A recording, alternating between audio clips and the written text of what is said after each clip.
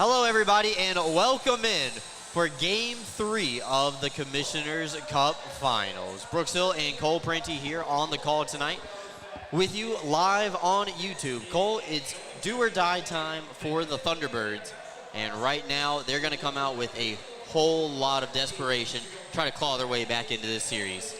Yeah, and they're going to be looking at their veterans to do that for them. This is a team that's been together for quite a while, and they're going to need to get some stuff together. Those first two games were not their greatest showing, no matter how you draw it up. They dropped both of them, and they were shut out in night two.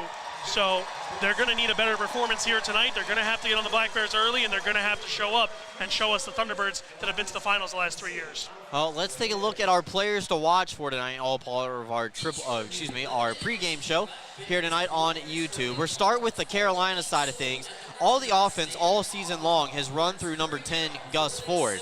Now, he's not produced a whole lot in this series, but to be fair, he didn't produce a whole lot in the Columbus series either, and they were still able to make their way to the finals. Yeah, that's what I was going to point out, Brooks. I mean, Gus Ford has had a bit of a tough playoff stretch here these last two series. 1 point the series before, albeit the overtime series clinching goal. 1 point down in Winston-Salem on the assist to Zach White. He needs to step up big. He's a former MVP. He's been to 3 straight finals. He's been a part of the team each time, and Gus Ford is the main piece to this Thunderbird team, and without him, you see the cracks start to show. Let's take a look at the other side of things, and we're going to go defensively this time for our player to watch. None other than Dan Stone, best defensive defenseman in the FPHL. There's no doubt about it. Led the league in the regular season and the postseason in terms of plus minus, a very underrated stat that is kept in our league, just like the other professional hockey leagues in North America.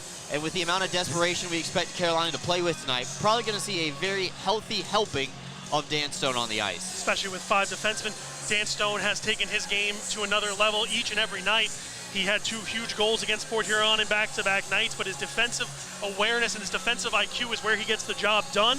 He stays out of the box, as you mentioned. He has a high plus-minus, one of the rare guys that has a higher plus-minus than penalty minutes. And Dan Stone has been part of that defensive structure for the Black Bears that we've gotten used to over the last 2 years. Him and Dakota Bond have been a staple.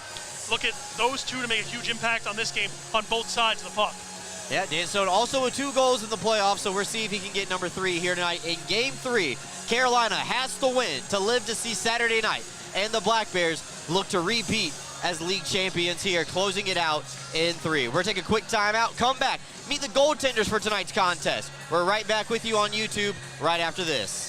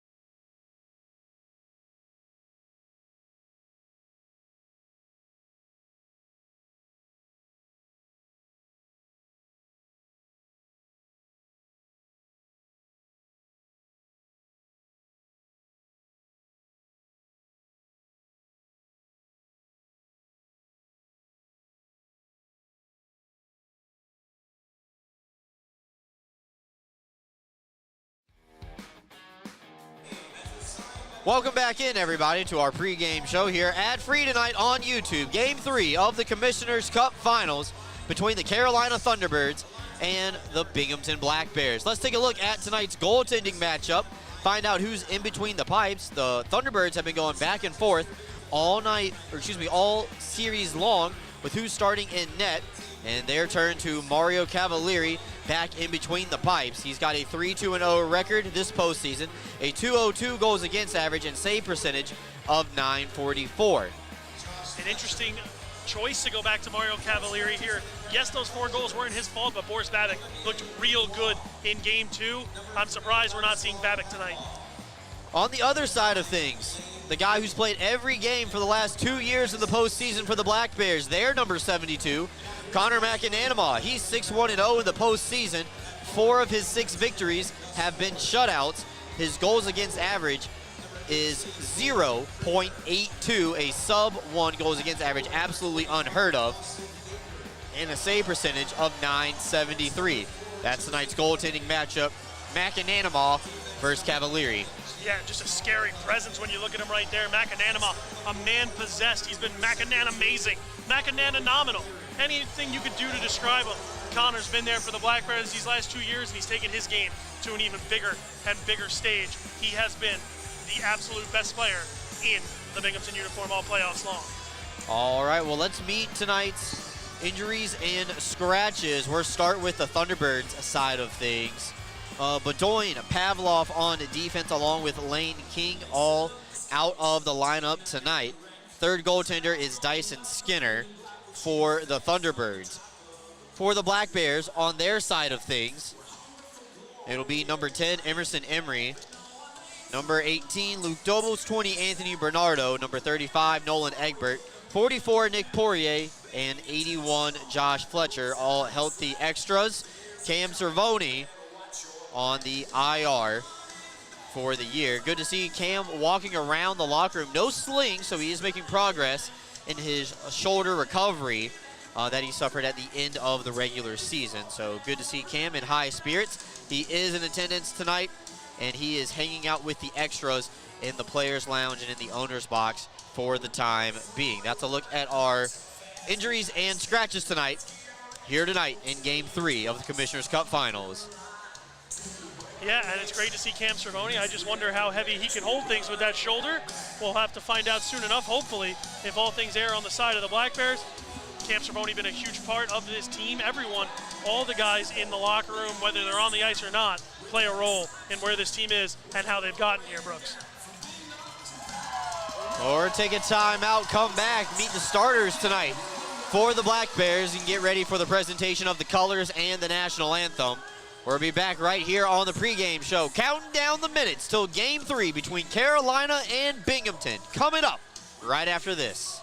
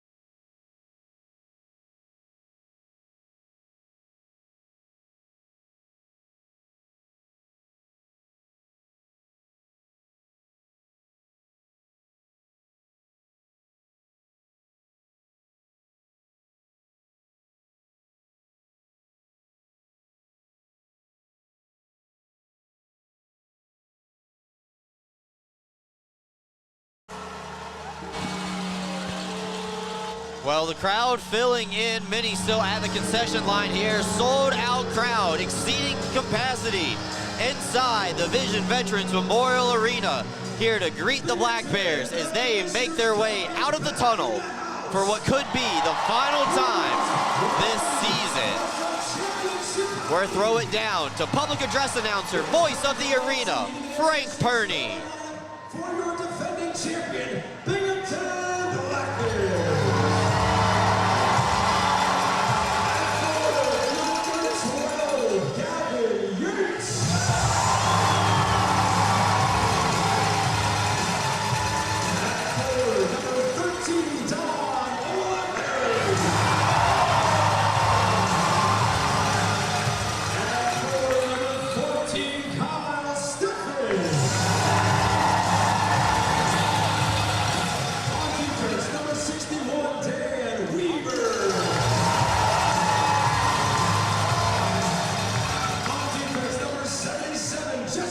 Intermission. And starting in goal for your Black Bears, number 72,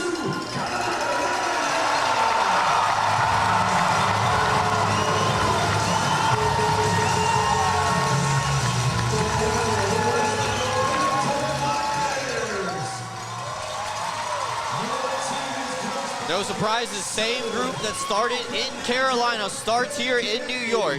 Up front, Gavin Yates, Don Oliveri, and Kyle Steffen, Dan Weaver, Jesse Anderson on the blue line, standing in front of Connor McAnanima. On the opposite side of things, the Thunderbirds are going to start Roman Kramer, Gus Ford, and Dawson Baker. Up front, James Farmer and Joe Kennedy on the blue line, playing in front of their number 72, Mario Cavalieri. They are playing with desperation. They must win tonight to see tomorrow. Time to throw it back down to ice level for the presentation of the national anthem.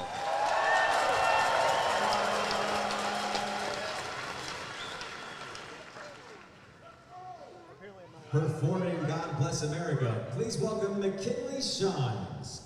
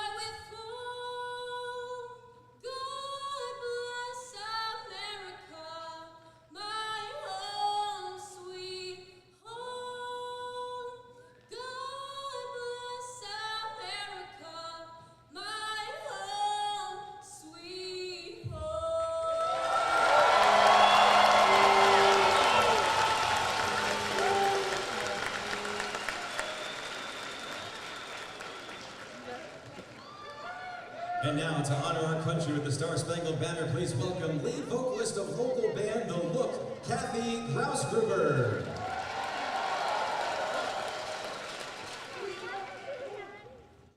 Oh, say, can you see by the dawn's early light what so proudly we hailed at the twilight's last gleaming, whose broad stripes and bright stars through the perilous fight o'er the ramparts we watched were so gallantly streaming, and the rockets red glare, the bombs bursting in air, gave proof through the night that our flag was still there.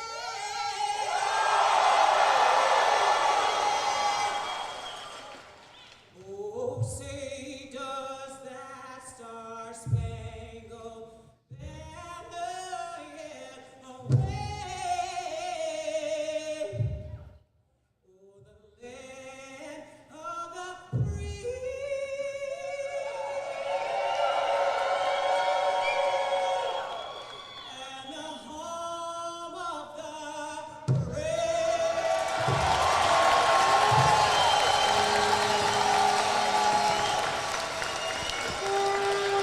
Good job, Kelly Shines and Kathy Grausgruber.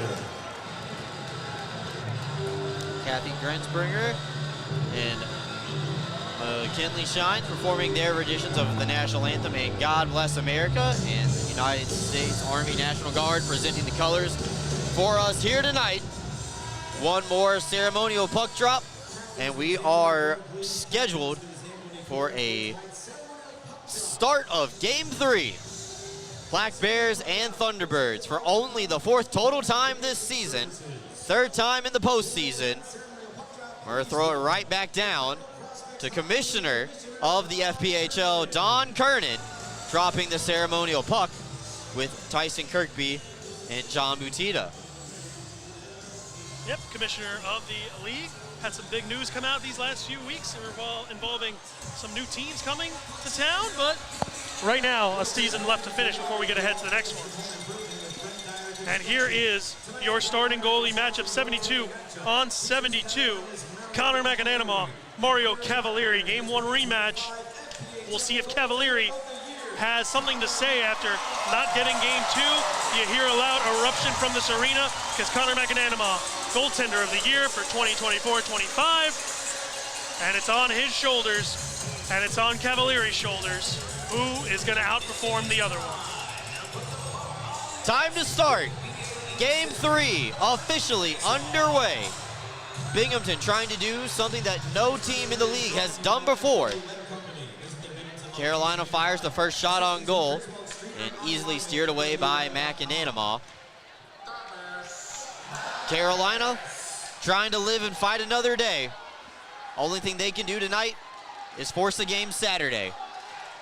Last year they got started early. Gus Ford had a goal, and they even opened up a 2-goal lead before Binghamton had to come storming back, thanks to Gavin Yates, Mathieu Boilard, and company.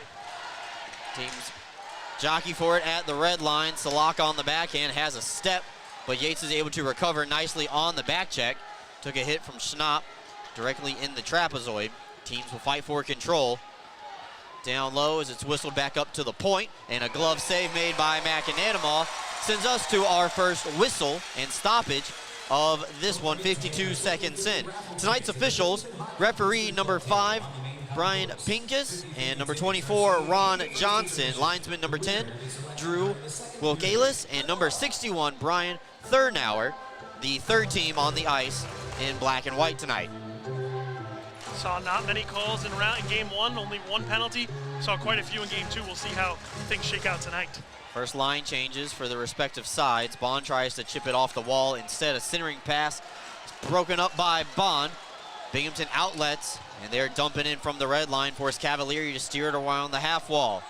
Stubbs will send it up top for Bond, still searching for his first point of the postseason. Only player in the lineup for the Black Bears without a goal or an assist. Stone gets stood up at the red line, the blue line, and forces him to come back. Play catch with his partner a little bit. Binghamton and Carolina both will change here 90 seconds into this one. Kirkby ahead with Thompson. 3-on-2, skate to stick. Thompson for Stubbs, tipped on target, rebound save made by Cavalieri. They sprawl for it. Butita will pull it out of harm's way for the Thunderbirds. Here dump it in, steered into the corner by McAnanama. And the Thunderbirds now trying to generate a little bit of a low cycle. White in a board battle with Stubbs. Stubbs able to win that iteration of a fight. And now Carolina pulls it back. They got it touched up at the line. Or give it back to Ramekers, who's played defense all playoff long for the Black Bears. Scored the first goal of the postseason way back when. Clark centering pass, nobody home. And Ramekers will just slap it down for Clark, a little bit too far in front of 22. Swain gets on the forecheck, centering, looking for Tosto. Instead finds Nate Keeley. Open ice hit. Ramekers runs through Gagnon, who immediately breaks off for the bench. And that gets the crowd energized here. We're not even 3 minutes in. Shots even at 2 apiece. Coach Sherwood has preached all season long. He can tell how the game's going to go in the game's first 5. Teams have had a couple of chances on both ends. Yates will send it around the wall to the far side. This is Stefan in a board battle. He can't get there in time. Lucky for him, Yates can. Tie up down low near the goal line. Carolina tries to skate it up ice. Oliveri will send his man Farmer into the wall, but Ford is allowed to carry over the line, try to drag a shot around Bond.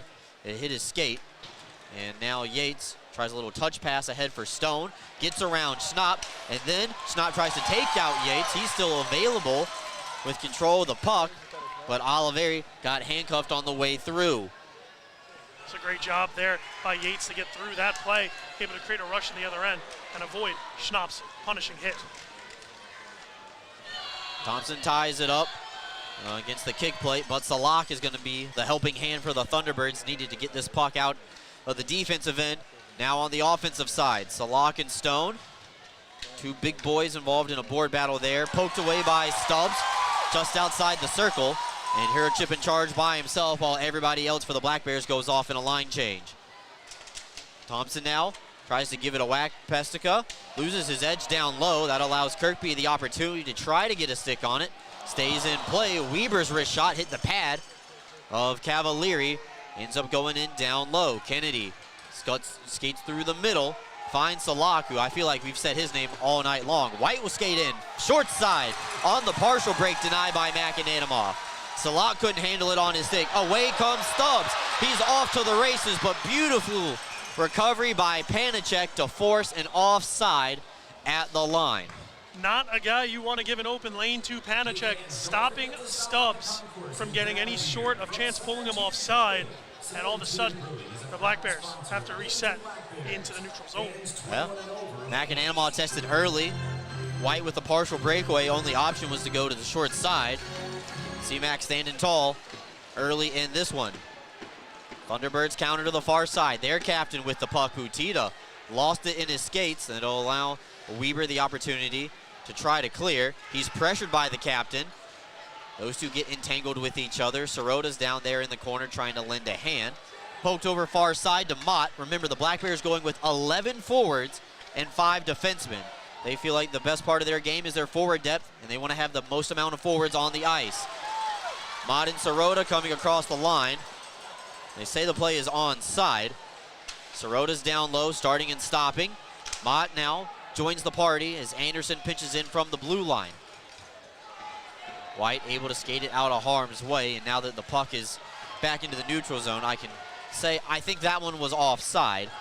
The only thing they could have maybe said was that Mott had control of the puck, but I think he was fumbling and bumbling just a little bit. This is Clay Keeley, brother with Nate. Been playing a couple of years together on this Carolina club. Both teams, a lot of returners that we saw last year in the finals. Carolina does retain a lot of players, and Cole, you talked about it in game 2. A lot of guys who are in their 4th, 5th, 6th, even 7th year with this team. I think Pestica's in his 8th year, it said on my sheet. It's been quite a long time with this core, and they've had some success, just unable to get over the hump these last couple of goes at it. Baker now will send it back across for Clay Keeley to the far side. Gagnon tries to go between the 5-hole. McAnanimov will shut the door. Rebounds available for Stone. He'll find a forward in Yates, and Binghamton will carry up the ice. Yates tries to pass it around the defender, but Farmer does a good job of cutting down that lane. Sent back up top, where Bond's looking for Ramkers, loads up the cannon. That got the crowd ooh and ahhing, and that one will ricochet off the glass and into the safety net. We're going to take a timeout here on YouTube, folks. Remember, ad-free tonight for the remainder of the postseason. Me and Cole will be back momentarily as you get a look at Coach Sherwood as we head to a break.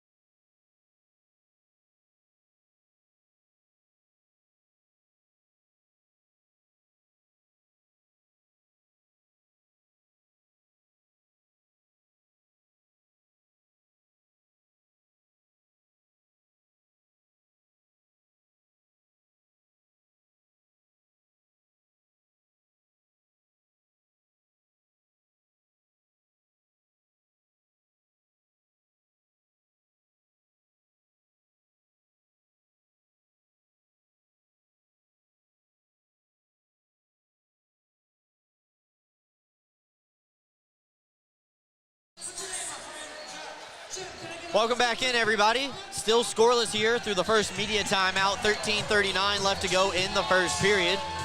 Big shout out to Josh and the video team.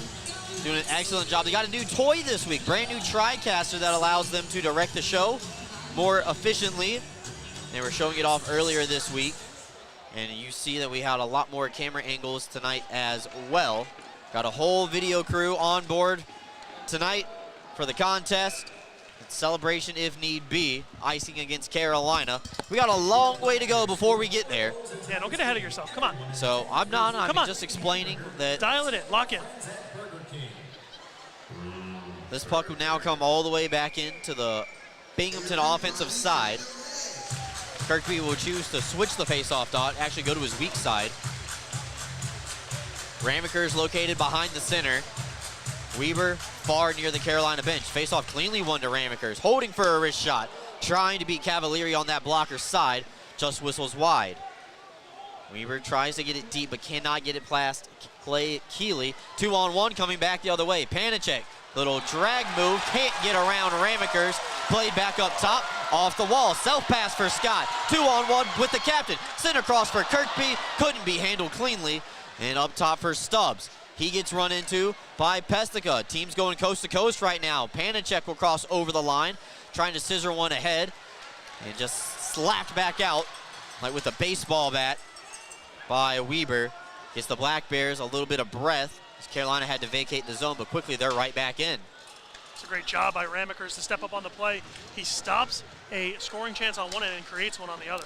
Gagnon shot blocked by Weber. Gets another opportunity up top at the blue line. He fanned on it.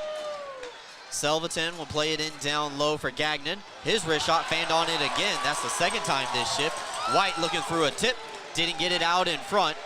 Farmer got a redirect from Pestica, but it went wide of the target. Weber will just elevate it off the wall and back out in front of the benches. Force Carolina to backtrack just a little bit.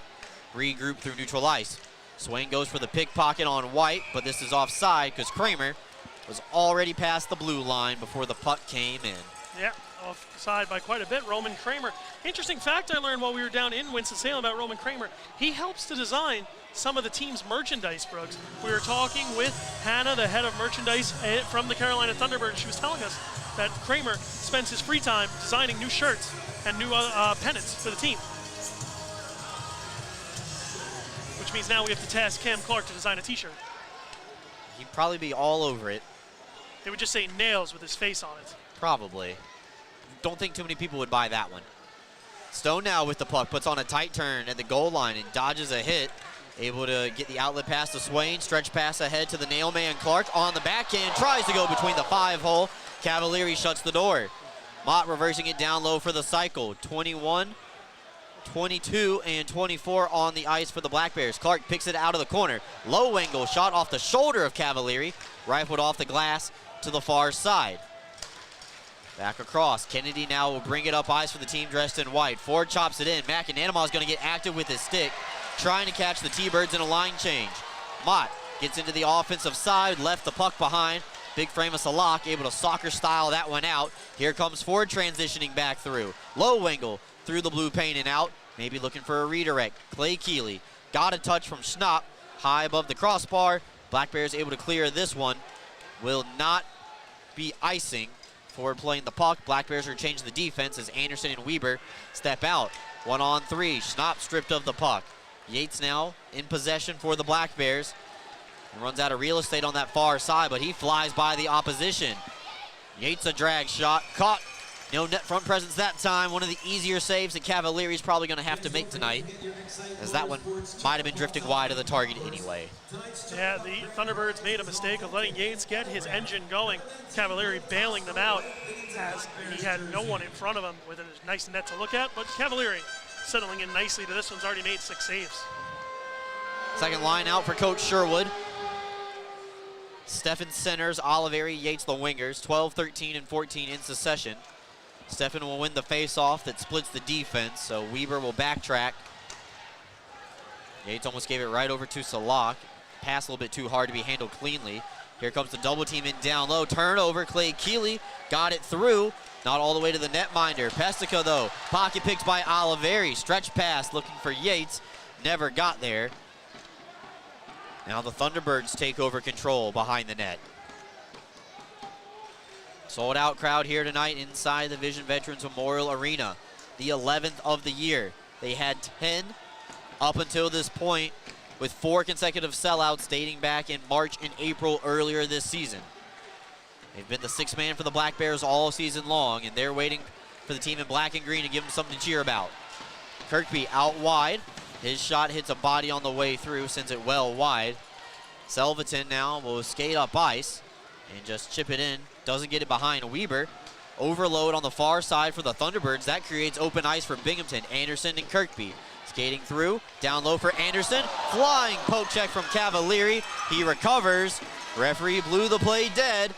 And that'll send us to our second timeout of the night. Searching for our first goal. Still here in Binghamton with 9:36 left to go. We're back with you right after this.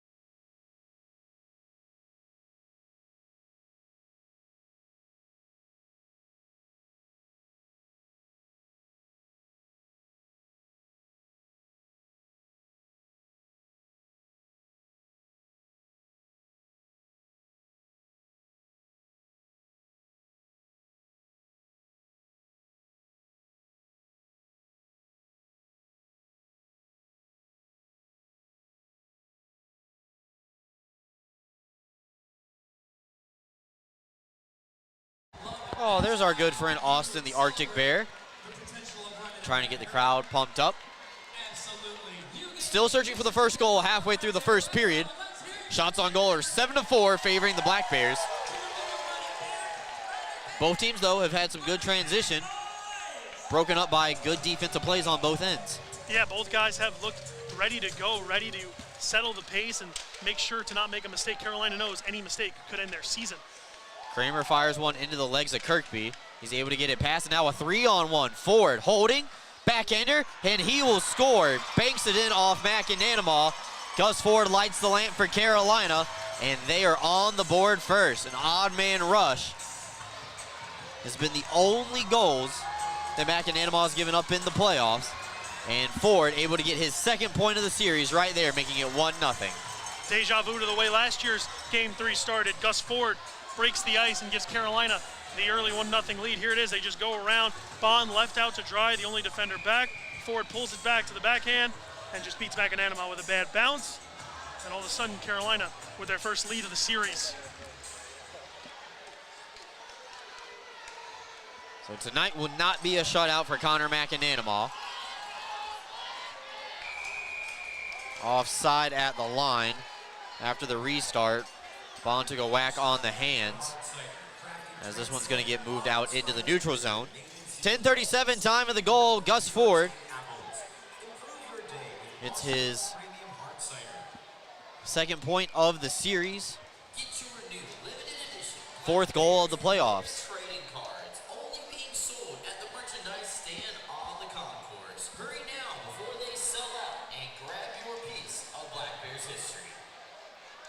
Schnapp and Thompson get involved in a board battle, and Pestica will just play it back to Keeley.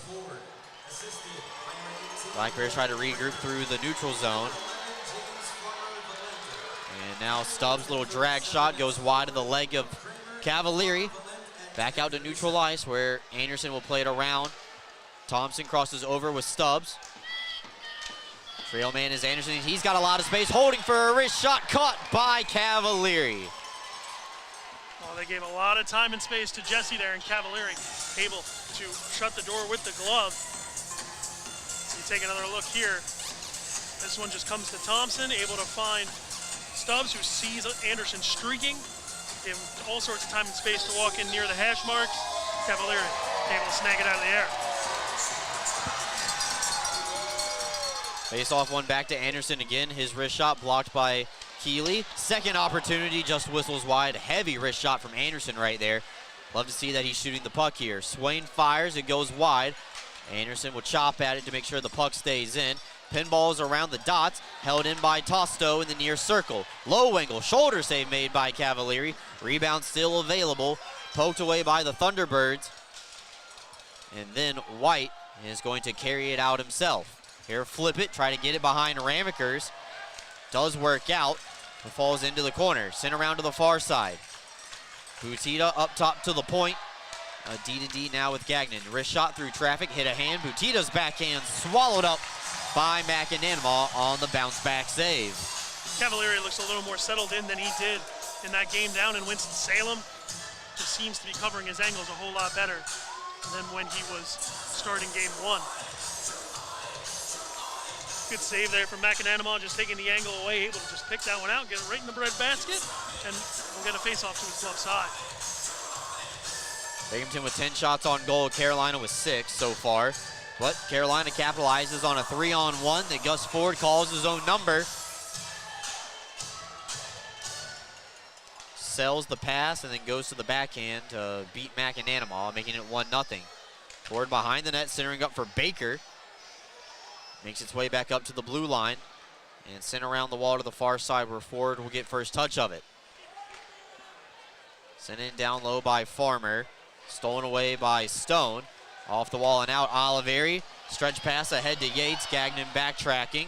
Yates is on sides and then nudged down to the ice. No call needed right there. Centering pass couldn't catch up to Oliveri. Out come the Thunderbirds back the other way. Gagnon far side. Looking for Kramer, trying to thread the needle between Bond's feet. Instead, the Black Bears had the opportunity to counter back the other way. Yates over the line. Sent across for Oliveri. Glove save, Cavalieri couldn't handle the rebound. And Kramer will just poke it out to the red line. Off the stick of Bond, allow the Thunderbirds a much-needed line change. Much better rebound control this year, this go-around for the Thunderbirds, able to get to pucks before the Black Bears are able to get second chances on it. So now Stubbs will carry through. Draws a lot of eyes when he's carrying the puck. Tries to poke it around Pestica. Could not do so. Stretched ahead to Panachek. Try to find a gap in between Anderson's defensive positioning, but he's able to get it over to his partner in the nick of time. Black Bears try to connect on the stretch pass. This is offside, though, as Thompson was a hair early into the play with 6:33 left to go. Yeah, just jumped a little bit. It looks like Pestica down after the play, seemingly favoring one of those legs. And it looks as though Black Bears are taking a penalty. Or not.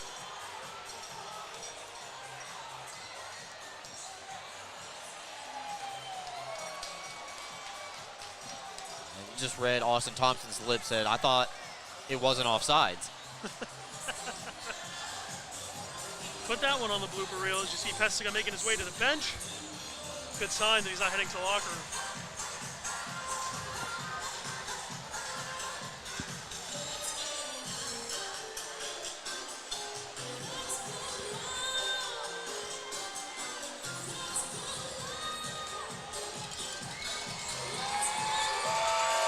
Thunderbirds lead this one 1-0. Gus Ford giving Carolina their first lead of the series, just like last year. They had their first lead in Game 3 in a game that they had to win to try to force a Game 4. Tipped on the way through. McAnanama would just set it up on a tee for his defense. Thompson will pick it up from the wall, tries to go cross ice, but it's blocked by Butita. Bounced right out to White on his forehand. Lucky for him, he's able to get the shot off. Keeley fires wide as well. Thunderbirds cycling the puck. That one poked away by Kirkby. Stubbs will give pressure and forces Carolina all the way back into their own side and shot right into the Carolina bench with about 6 minutes left to go here in the first period. Yeah, that one was a close one. Almost took out Coach Harry. Instead, it will just be a face-off, and it looks like it'll come, we'll see, into the Carolina zone. So a good chance for the Black Bears to get something started here, as they've already done the hard part of getting into the zone.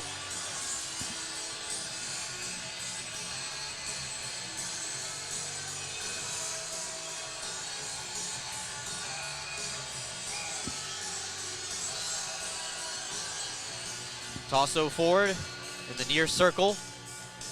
Offensive draw for the Black Bears. Ford able to win it back. Gagnon cuts in front of his own netminder to try to clear, and Kramer goes off the wall. And Ford catches up to it. Gets it around Weber, forces McAnanama to come out of his cage to steer it away. Don't want Gus Ford getting too hot here.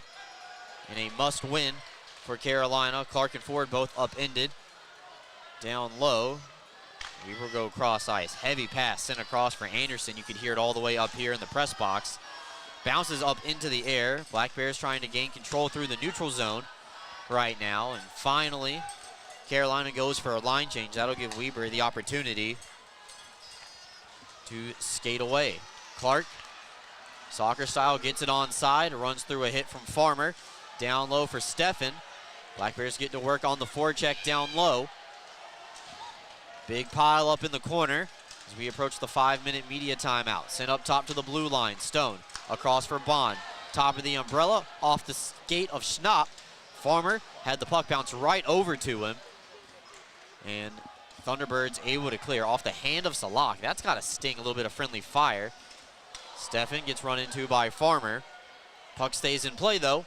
Everybody stays up on their skates as well, and we continue to play on. Exactly what you wanted if you were the team from Carolina. Get the lead and get some opportunities. Yes, you only have 6 shots on goal, but you've made the Black Bears play in their own end of the ice quite a few times. Bond with a punishing hit on his opposite number right at the red line. That allows the Black Bears to take a couple of seconds off the clock as Yates picks it up behind his own net. Here cut into the middle, lose it to Butita. Here comes the counter for the Thunderbirds. Butita out wide, backhander looking for the far glove. Sails wide of the target. Low cycle interrupted by Stone. And Steffen as Oliveri go all the way across on the backhand. Dangerous pass, but it works out for the Black Bears this time around. Get it out of harm's way, and again, Carolina clogging up the neutral zone, making life difficult for Binghamton. Kirkby all by himself against Kennedy, waiting for some friends. Thompson was crashing the net. But with the puck pinned up against the wall like you see here in your living room, not going to be able to do anything with it right there. Stubbs off the backside of the cage, makes its way up to Weber. Top of the point for Ramkers, looking for Thompson's stick to become available. Down low now, Thompson's got it back, poked off by Clay Keeley. His brother Nate able to chip it out. Binghamton will start a line change as well as we approach 3 minutes left to go here in the opening frame. Stubbs crosses over the line. Thrown into the mixer, sent right back to the half wall. Kramer able to elevate it out to the red line, sent far side for Ford. Ford down low, had it roll off of his stick. Kirkby will pin it up against the wall temporarily. Let his defense get set up. And magically the puck finds its way back over to the Black Bears captain.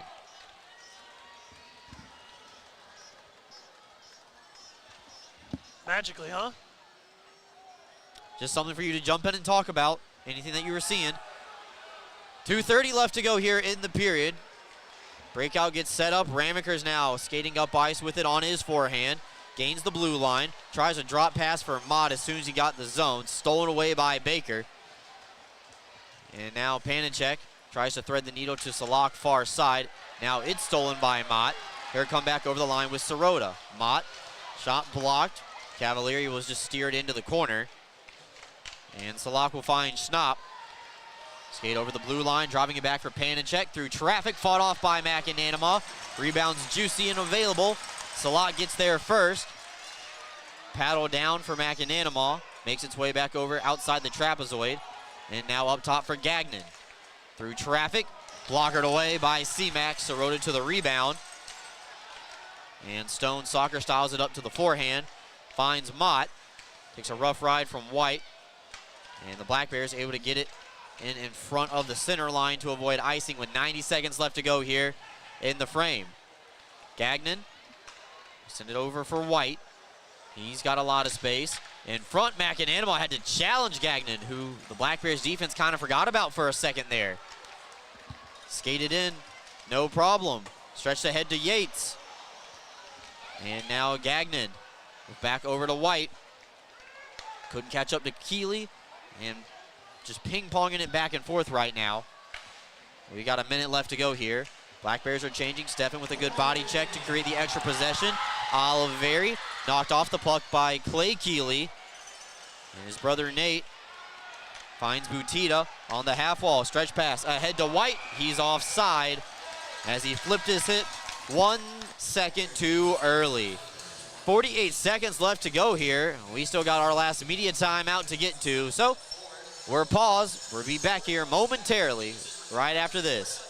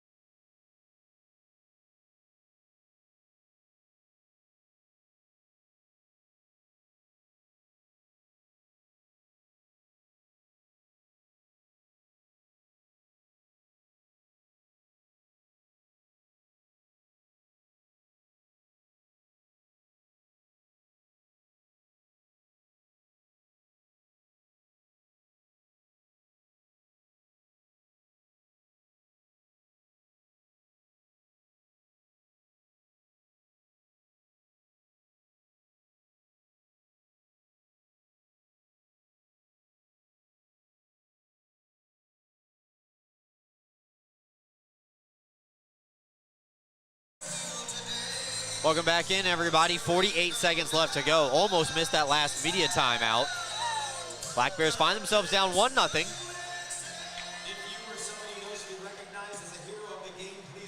Gus Ford with the only goal so far. It came in the 10:37 mark of the period. Kirkby will win the draw back to Weber.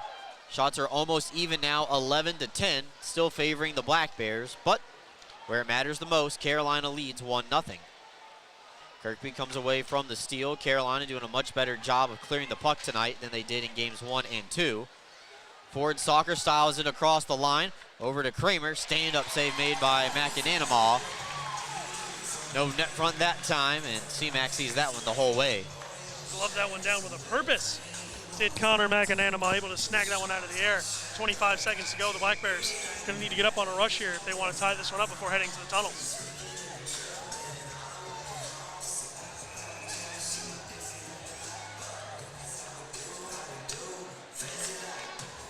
Ford able to win it back to Kramer. His shot gets deflected into the safety net, so they reset and do it again with 19.5 left to go in the frame. Yeah, just a good setup play there from the Thunderbirds, able to get that buck and get a shot in on McAnanamaw. They've tied the shots on goal here. We saw the shots on goal tied a lot down in North Carolina, again here in Binghamton.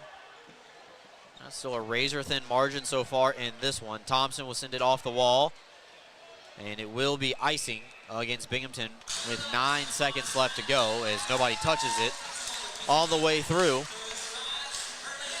So we'll have our third faceoff coming here in the Binghamton defensive end. This one to the right of McAnanamaw. And it'll be Gus Ford sliding in to take it against Tyson Kirkby. Don't forget, everybody, that we have the intermission report. We're taking a look at the stats, the NHL out-of-town scoreboard tonight. All that and more coming up after 20 minutes. Face-off one, poked away by Weber. 5 seconds left to go in the period. Takes a look. Air fire off the end wall, 1 second left to go. Cavalieri will send it into the corner. And that is where the opening period will come to a close. Yeah, it was a good period for both teams, a little bit better for the Thunderbirds as they were able to get on the board. That's exactly what they needed out of that squad, and they were able to give themselves a lead going into the first. And it looks like we'll be setting up for Max to talk to somebody on the ice here. Don't know who it's going to be just yet, but we'll have to see. It looks like he's going to grab Zach Sirota. Last game's big scorer, so we'll wait to see for when we get the okay to send it down to Max. All right. We're going to throw it down to Max. Yep, go ahead, Max. I'm here at ice level. Oh, you guys are down by 1 heading into the second period. What's the goal? We just got to stick to our game, get the pucks deep, play our hockey. Not too worried about it. There's a lot of game left. Yeah, you guys have had your backs against the wall throughout the playoffs, facing elimination. This got to seem so small to that. What has to change for you guys, and what's Brant going to say in the locker room to you? We're really just hammering the same stuff every game, sticking to our plan, and it's been working, so we don't have to change much, right? Absolutely. Thanks for your time. Good luck next period. All right, thank you, Max and Zach Sirota for joining him. As Cole said, he was the hero in Game 2, scored the only goal in the contest down in Winston-Salem last Saturday. Yeah, we can throw up Zach Sirota's highlights coming into this period, coming into this game. 1 goal, 1 assist, 2 points, scored the only goal in Game 2 against Carolina. It was the game winner. That's all they needed. All right, we're taking timeout. Come back with stats from the first period. Get you set for period number 2. Take a look at what's going on in the NHL tonight as well. We're a step aside. We're back with you after this.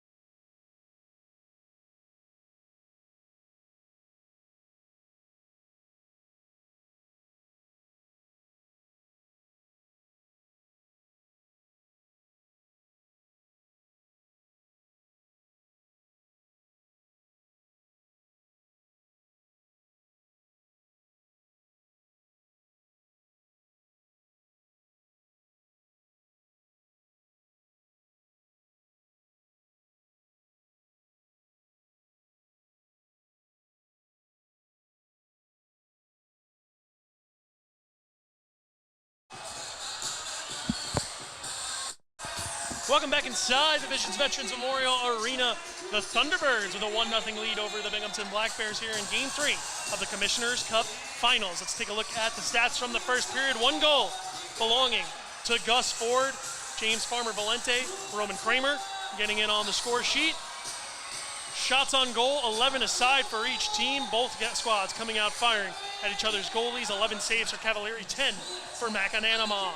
No power plays to speak of in that period, so we stand 0-0 on both ends. And that's just about what we have. So we will be right back after this with some out-of-town scoreboards from the NHL playoffs. Stanley Cup chase is on, and so is the Commissioner Cup chase here.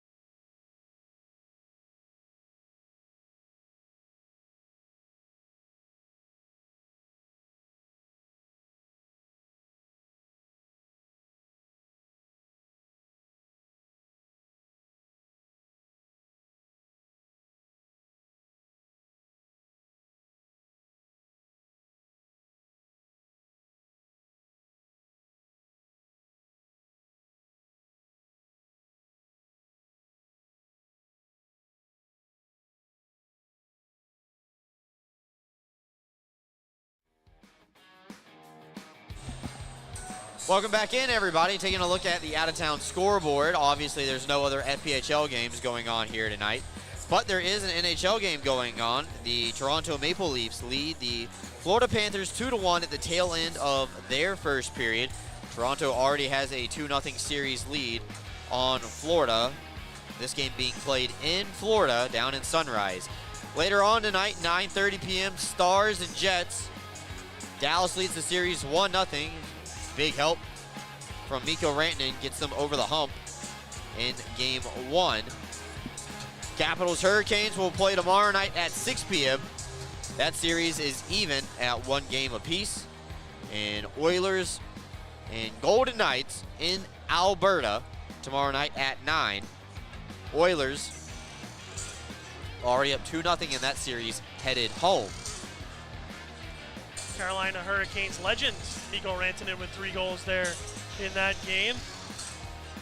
Yeah, that was on screen. They caught that one. That's fine. Let everybody see Know it. your angles, buddy. Yeah, I'm looking right at it. Where is that coming from? It's right there above the scoreboard. There it is. See? There's right one there. above the scoreboard now? There is. We have so many new toys. Oh, that's always been there, but thanks for being locked in and paying attention here tonight, bud. Whatever. Big thank you to I'll get everybody it who's together. watching along with us all season long on YouTube from the bottom of our heart. Thank you for sticking with us, because it has been an uphill battle up here in the broadcast booth. The second half of the season, I believe we're up to seven channels that Somewhere have come. around there. Yeah, something like that. But hey, thank you so much. We appreciate it. We're taking a time out. Come back. Have the Binghamton Hockey Booster Club highlights coming up right after this.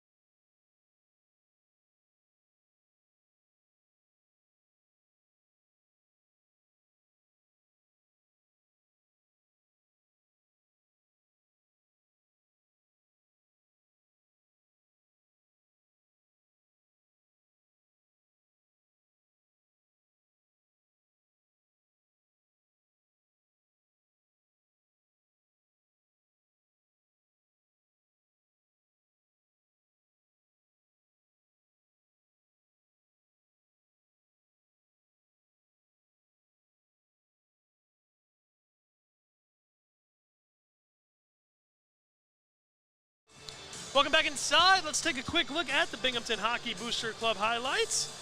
You take a look there on the screen. We're going to see a goal from Gus Ford and a lot of saves from Mario Cavalieri and Connor McAnanama. Got started here, a little scrum behind the play. A great save with the glove from McAnanama would be his first of the night. Kirkby cutting the other way, and then a little feed to Stubbs. We've seen that quite a few times from that line. Unable to cash in that time. Big hit from Dakota Bond.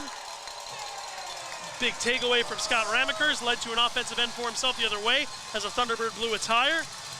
And now here was Clark. Clark was a one-man wrecking crew in that first period. I really liked what I saw from Cam's game. Keep an eye on him. Yates able to go around a few guys there, and Cavalieri snags one with the glove. Take a look here. Jesse Anderson also had a good first period. Couple of opportunities, unable to find the back of the net. And here's the Gus Ford goal. Just chipped ahead, able to bank it off McAnanama and in. First lead of the series for the Thunderbirds. Take another look at it. It's a good backhand shot from Gus Ford. It's what the doctor ordered if you're from Winston-Salem, North Carolina. A couple of good chances, though, for the Black Bears, even though the shots are even at 11 apiece. Don't really feel that either team really controlled the tempo or the pace of play, as both teams were getting 5-on-5, settled, and odd man rush situations. Only difference is Carolina capitalized on theirs so far. Yeah, we saw this last year, too. Carolina jumped out early, got a 1-0 lead. Then they got a 2-0 lead. The Black Bears had to battle back in that one. They were able to, and they're going to have to battle back here tonight. No Mathieu Boilard, unfortunately, to equalize this game, but we're going to need a new hero. Well, I'm sure Mathieu's watching back home in Quebec. If he's not here in person, he could be. I don't know. I know Connor Smith is watching along over at the motor company in the factory right now. Has the game on late night, so big shout out to Connor. I believe Trois Rivières is still playing in the playoffs, am I wrong? Oh. I believe they're still going for the Kelly Cup. Oliveri right off the draw, trying to box out Kennedy to get to a juicy opportunity, but instead, this one will go off the skate of Ford and transition all the way back in behind the net.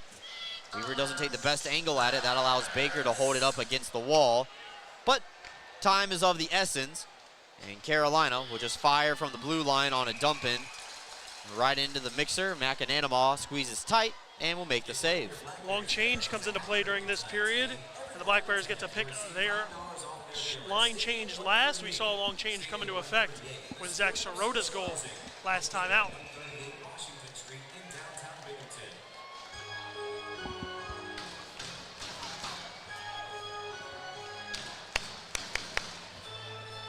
Panicek and Kirkby. Get a look at it from our corner camera operated by friend Josh Owen tonight. Played back up top, looking for Keeley. Instead, it's a board battle. Thompson and Stubbs coming away with it. Now Thompson's offside. No, they say they're good. Kirkby holding on the forehand, looking, centering, scores. CJ Stubbs. Turn the lights off, let the smoke fly. Black Bears tie the game at 1.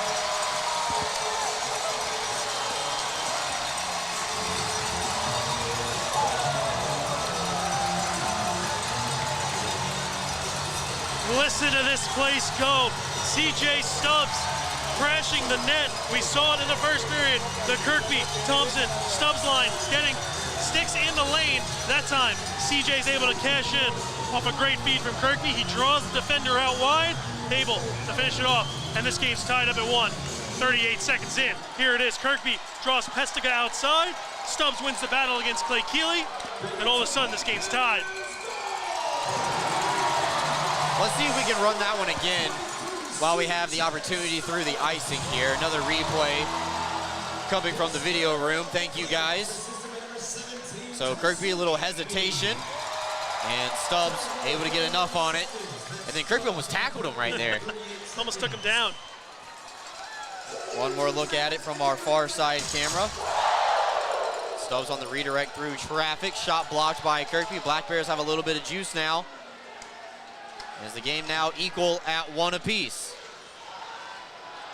Nate Keeley, though, able to get underneath the stick of Bond to keep the play alive for Carolina. And now Stubbs, the goal scorer for the Black Bears, will just elevate it off the glass back through the neutral zone. That is Stubbs' 3rd goal of the postseason.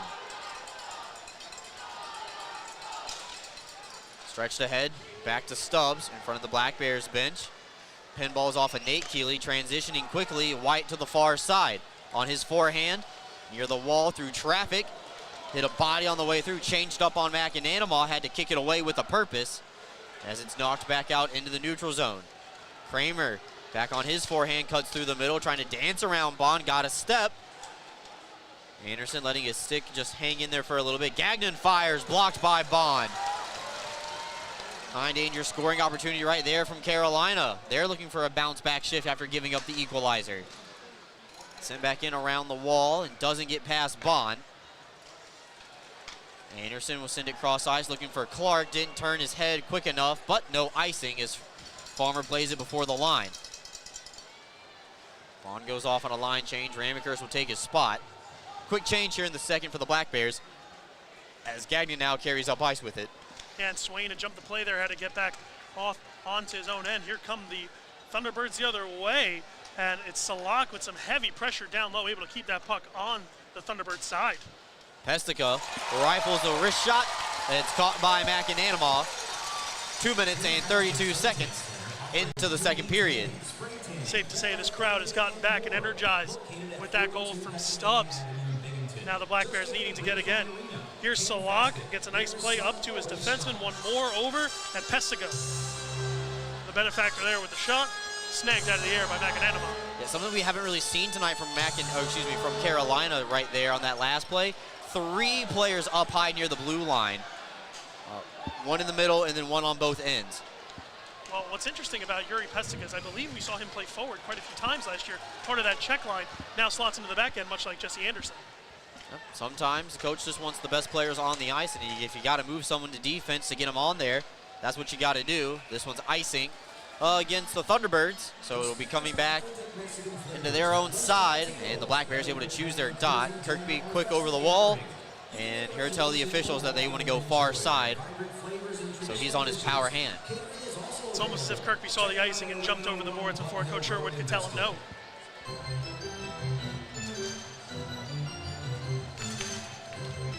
Kirkby, I was going to say Kirkby needs to be in the center of the next goal again. Big player show up in big games. He's shown up big tonight. Going to need to do it again to give the Black Bears the lead.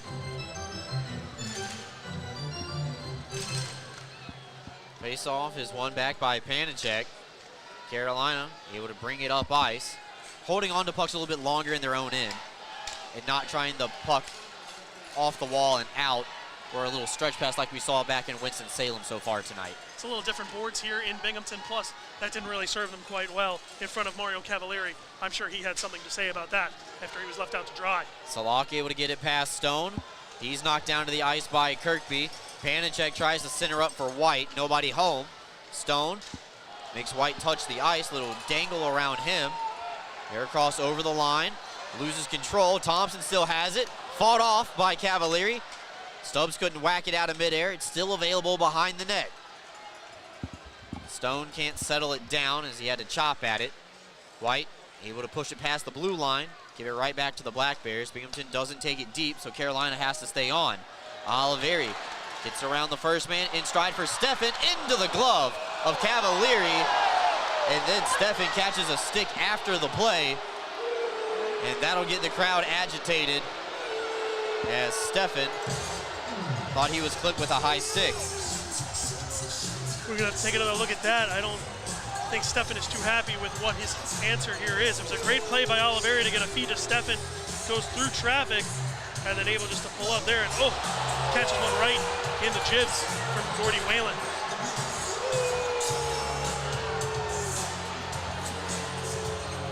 Linesmen huddling up together with the referee. Remember, too many men high sticking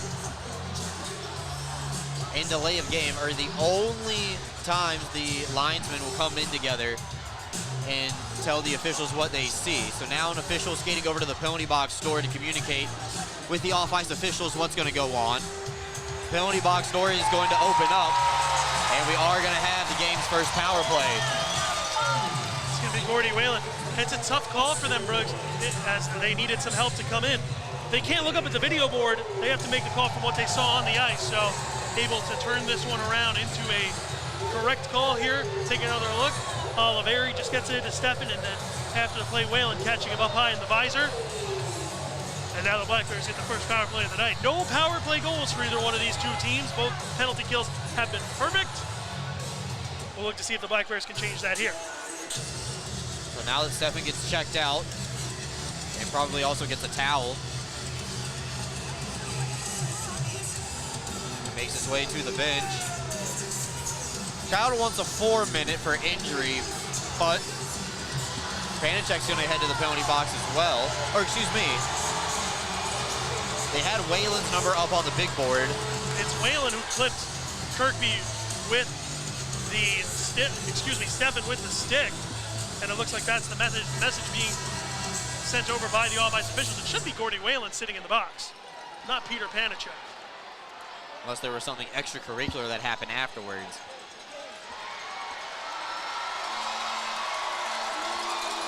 We'll have to wait and see. I mean, Panacek going to be the one to sit down here, so looks like set with what we have. Panacek's number goes up on the board instead. Okay. So it is Panacek who sits in the penalty box for 2 minutes. Let's see what they announce for his penalty. It might not even be the high stick. It might be something after the fact. Down low for Kirkby. Thompson gets in a battle with Gagnon. Blocked by Schnapp on the one-timer, just stubs it back over to the far side. Kirkby goes down to his knees to try to keep the play alive. Tied up at the half wall. Big board battle from the captain, but Carolina's going to be able to clear as this one bounces end over end all the way down to McAnanama. Stretch pass ahead to Thompson. Now to Kirkby. Drops back over for Thompson. Skates it alone and scores through the 5-hole. Austin Thompson on the power play.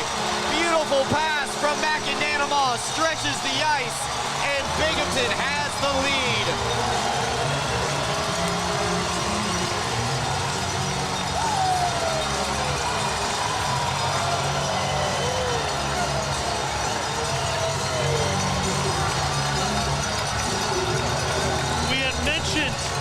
That there was no power play goal scored down in North Carolina. The first one coming here in Binghamton on the first power play. It's Austin Thompson with a little help from his goaltender. Let's take another look.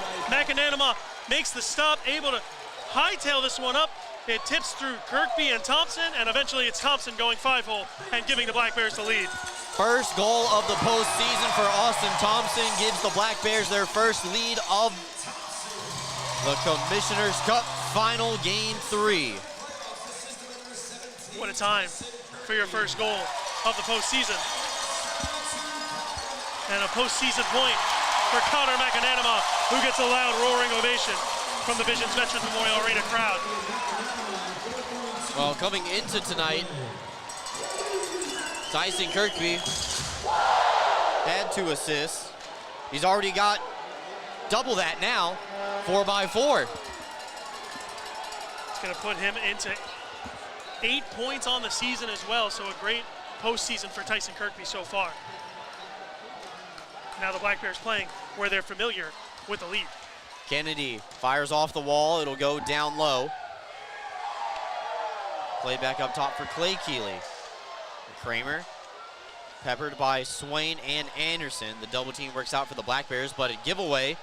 Ford throws it through the blue paint. Nobody home for Carolina. Clay Keeley fires down low, then gets in a couple of game tubby sticks with Nick Swain. Centered looking for Bakers. Knocked away by Weber. Elevated back out. This is touched with a high stick. Now it's nullified as Carolina touches the puck. Anderson dumps it in, going for a line change, and Cavalieri sets it up for the breakout for the T-Birds. Did you say tubby sticks? Tummy sticks. What is that? When the players whack each other on the legs and in the stomach away from the officials. Ah, you learn something new every day. Steffen drops it back for Oliveri, loads the cannon, rifles it wide. Held in by Steffen, back over to Bond. He holds, knocked down by Schnapp. Checks to see if his stick is still in one piece. It is. Black Bears cycling the puck up high. Anderson misfires, and that'll allow Pestica to pull it back through neutral ice. Now across the offensive blue line, his backhander denied by Yates and then redirected on target. McAnanama steers it away. Pestica down low looking for Schnapp. Back off the wall to the far side. Farmer.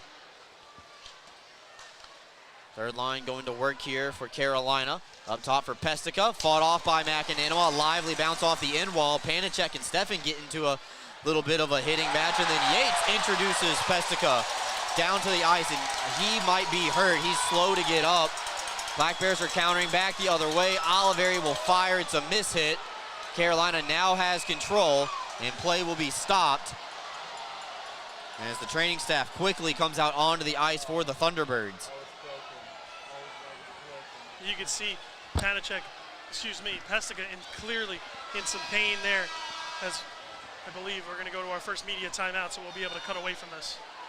We'll be back after this. 13:20 left to go here in the second period.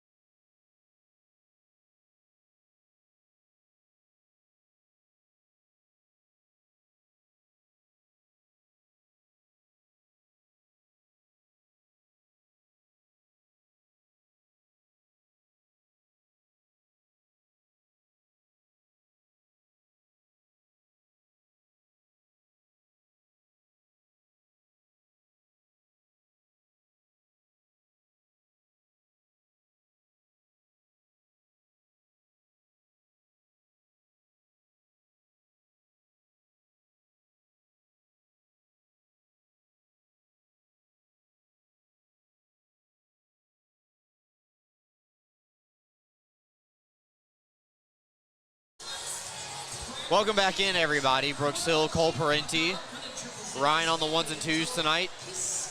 Max on the ringside reporting as well. Josh Williams and his excellent video team as always. Out of respect for Peter Panacek, who was helped off by training staff from both sides and extra players from Carolina, we are not. Oh, excuse me, Peter Panacek. No, Gary Pestica. Oh, Pestica? I thought it was 12. I'm 24. So sorry. Okay. Well, out of respect for Carolina players, we are not going to show that replay. No, and that was, that looked painful. Skated off the ice with some help, able to go back to the locker room, but I don't think we'll be seeing Pestica for the rest of the night, and we just wish him all the best, and hopefully he's okay. Yeah, not a good sign when you're skating off on one leg. Oh, wait, you were right. It was Peter Panacek. Yeah, thank you. Yeah, I can see. Yeah. It's So a 5-minute major has been called. Kyle Steffen gets 5-minute major for kneeing. And the Black Bears are going to be on the penalty kill for the next 5 minutes of this contest. 5-minute major. We'll have to see what the call here is. 6 minutes and 40 seconds time of the penalty.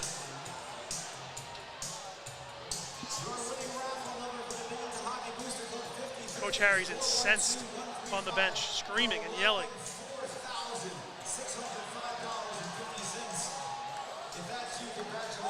I think we have a winner of the 50-50 right in front of us. Wow, He's going home with a chunk of change. That is a good chunk. He had his tickets out ready to go. He knew. He knew. I know who first rounds are on tomorrow or tonight.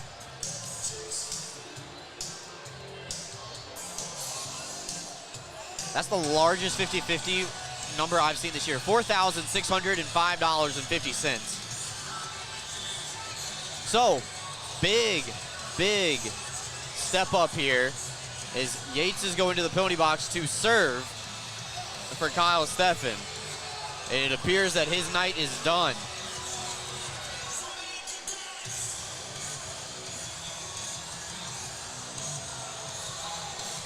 Wait to hear what transpired out of this, what Frank Perney has to say, but this is huge for the Carolina Thunderbirds. They need to score multiple times on this 5-minute major. They need to regain the lead here.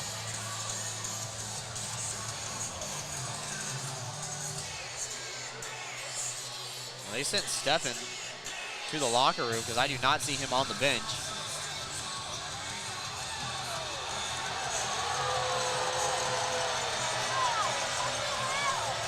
They had Steffen on the board. Now they send Yates. So, if you're like me, you're probably confused. Good thing there's a website for this. Oh, yeah? Looks like Nick Swain gonna be tabbed to serve now.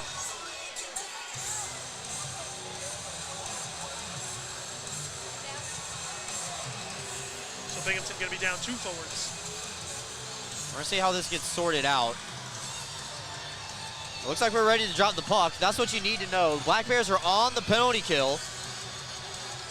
Now Yates is on the board, so maybe not Steffen? Okay, all right, there we go. We're making a little bit of progress.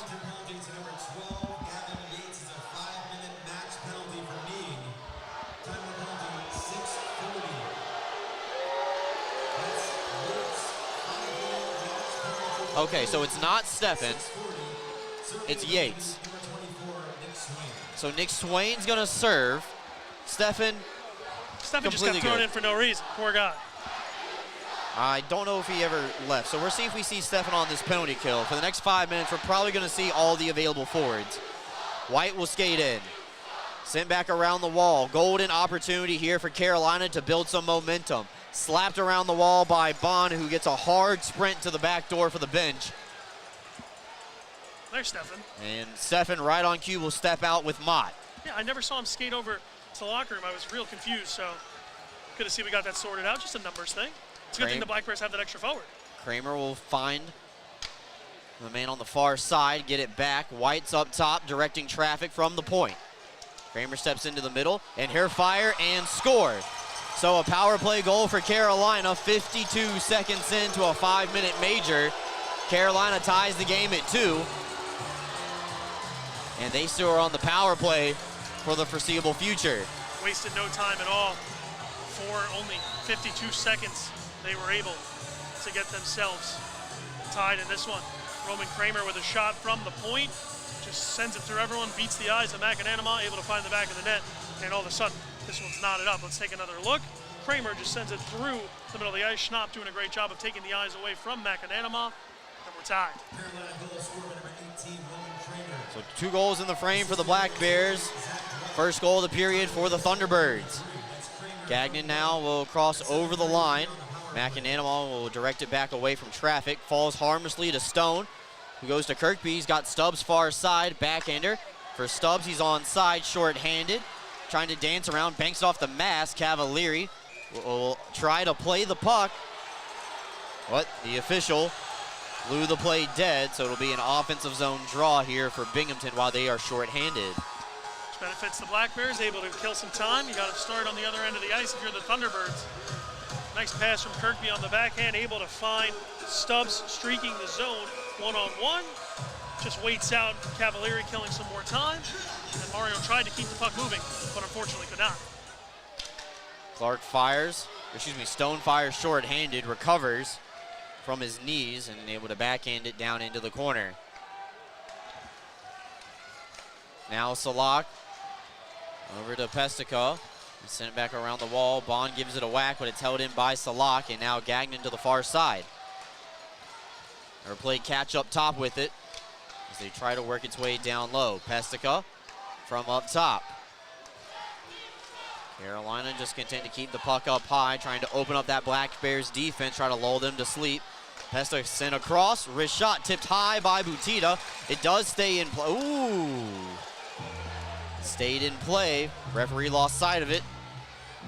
Do what they train to do when they lose sight of it, blow the play dead.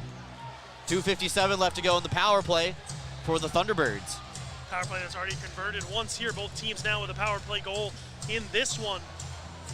Looking for some more. The Black Bears with a tough task ahead of them. Still about 3 minutes left to kill.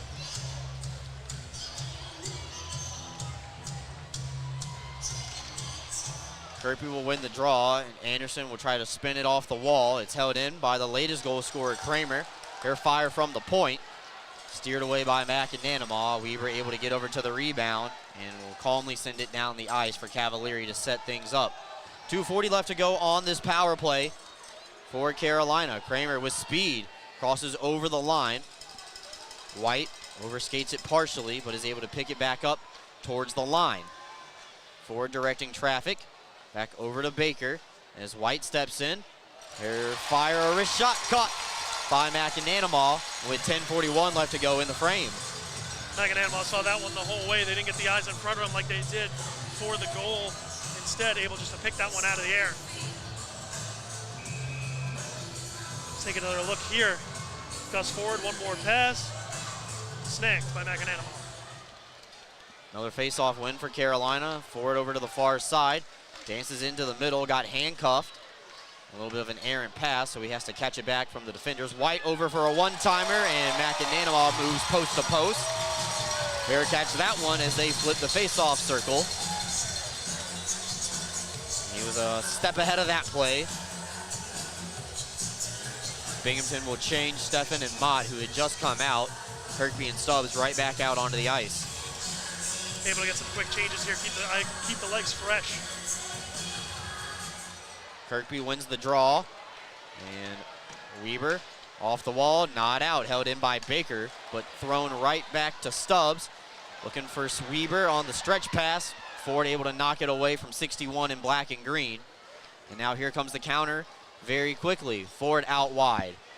Backhander, pushed behind the net by Anderson. Good poke check by his partner Weber as Anderson tries to clear. It's held in at the line. Kramer trying to make the Black Bears play, but his pass too far behind Ford. Stubbs thought about giving it a look, but instead goes over to the bench. So So now forward quarterbacks. Minute 24 left to go here on this 5-minute major power play. As Tosto got his stick knocked out of his hands, Carolina starting to change, and the second unit coming back out there for the second time in this major. Vestuca now over for Salak. They will trade places up top. Vestuca fires, blocked by Thompson. Pinballs around over to Gagnon, far side. Wrist shot caught by McAnanama. Bounces out of the glove, still available down low. Keeley sent up top to the blue line. Into the middle for Gagnon. Partially blocked by Tosto. Gets a little bit of a collision, and he will pull the puck out himself. Skate away short-handed. Tosto will just fire it into the open corner. Stone directs traffic on where Butita is far side. 38 seconds left to go in the power play for Carolina. Keeley up top. And now Pesica right back quarterbacking. Keeley far, down low, looking for Gagnon, crashing the far post. Didn't find him in time. Butita pinned up against the wall by Bond. They whack at it. A couple of soccer styles and a couple of baseball swings as well. Down low at the puck. Binghamton can hint to keep the puck in down low and behind McAnanama. 5 seconds left to go in the Yates major, served by Swain. Penalty here is getting called. 2 seconds left to go in the initial penalty. Referees got their arm up in the air, but I don't know who has the puck. We'll find out when we get back. It looks like the Carolina door is opening, though. So it looks like Binghamton will be on the power play with a chance to reclaim the lead. 2 seconds of 4-on-4, and then 1:58 of power play time. We're back with you right after this.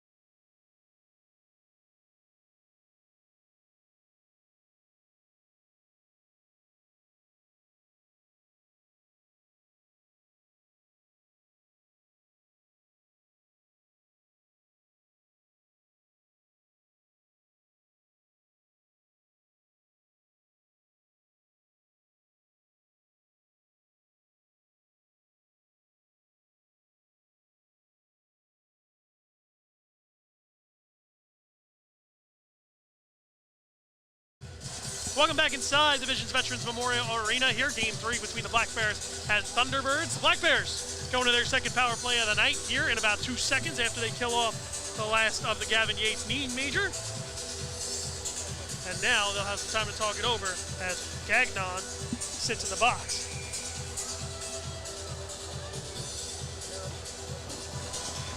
Carolina will finish 1 for 2. They do score 1 time on the major, but I believe the major counts as 2 power plays.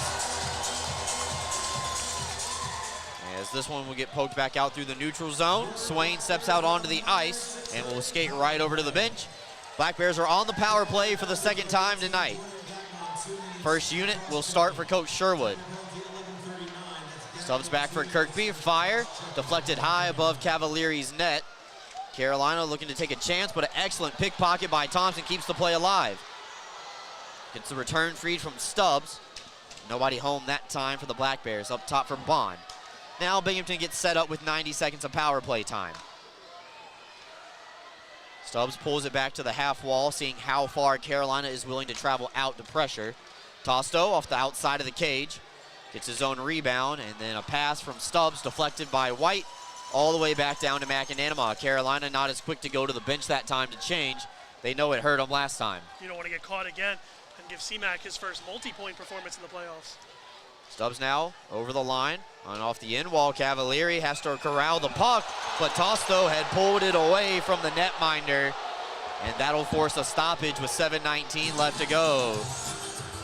Just a little quick on that whistle. Able to cover that puck up and save a Cavalieri error. Take another look. Cavalieri thinks he has it. Tosto able to pick it out from under him before he's able to cover up. Second unit comes out for Coach Sherwood. Stone, Steffen, Clark, and Oliveri. Stand-up save made by Cavalieri as Swain got knocked down right in front of the blue paint. Pestica will rifle it hard off the wall. McAnanamaw comes out of his net. And here just leave it behind and let Stone bring it all the way up the ice. 7 minutes left to go here in period number 2. We're tied at 2. Stone will walk the line and just fire it around the wall for Oliveri on the far side. Sent back down low for Swain, tries to spin around Kennedy. Use that big stick as a weapon. And corral that loose puck. Oliveri down low for Clark. They forgot about him down low. Tries to go between the 5-hole, and that one gets deflected into the netting. With 6:35 left to go in the frame, 14 seconds left to go in the penalty to Gagnon sitting in the penalty box. Yeah, 14 seconds left until Gagnon could rejoin the play. As you mentioned, 14 seconds to get something going for the Blackbirds. Remember, without Gavin Yates for the rest of the game here tonight, so they're going to need to have someone else step up. So Weber's going to get some power play time. Right here, 19 seconds left to go. Her fake going across. Instead, his wrist shot goes wide. They were already cheating over to Oliveri, so I don't mind that shot at all by Weber. Now White's going to carry it up ice himself. Ford will get the last whack at it to get it behind McAnanamaw. Carolina kills it off. Binghamton now 1 for 2 on the power play as we are still even. Now Kirkby flies over the line. His shot blocked by Kennedy. Stubbs over to the rebound and then couldn't find a backhander. Instead, Kennedy brings it up ice with Kramer. Flip it in down low for McAnanamaw. Ramaker's back on it first. And we're looking for Kirkby for the stretch pass. Never got there. Now Ramaker's through the middle. Right onto the stick of Thompson. He's onside. Waiting for Friends. Finds Stubbs. Fires wide on the glove side. Weber pinches in from the blue line. Tries to work its way back down low. Thompson will fire it into the mixer, and Cavalieri, sensing pressure, will just dive on top of it and get a stoppage. It's been a much better night for Cavalieri than what we saw down in North Carolina. Able to make so far 18 saves and able to control those rebounds just a little bit better than what we saw. Not letting many get through.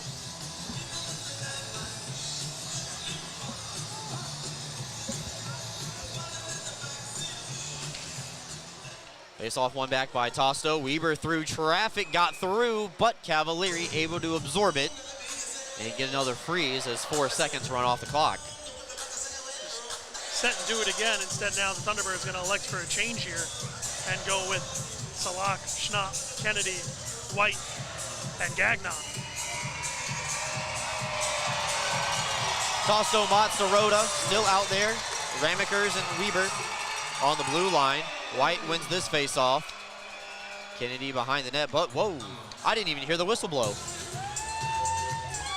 Looks like we had false start on all that. Couldn't hear anything, it was so loud. This crowd's been raucous tonight.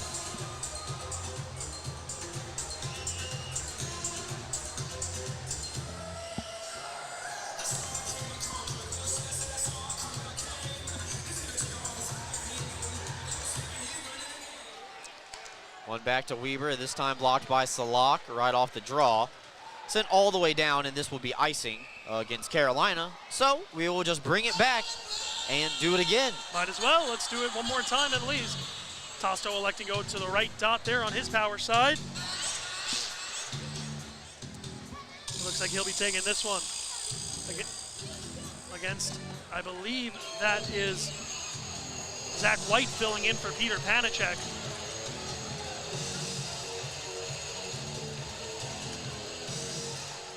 Face off back to Ramakers, sent across for Weber as the defenseman swings sides. Schnapp blocked the initial shot.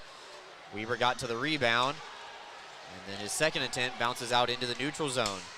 Schnapp with a couple of whacks on Ramakers, hounding him for the puck. Schnapp blocks a lot of shots, I've noticed. He really does a good job getting himself into the shooting lanes and taking chances away from the other team. Well, the Black Bears able to get this one in. Ramakers backhander across for Sirota, who scores right on the doorstep. The Rat himself, Zach Sirota, lights the lamp, this time at home. Black Bears reclaim the lead, 3-2.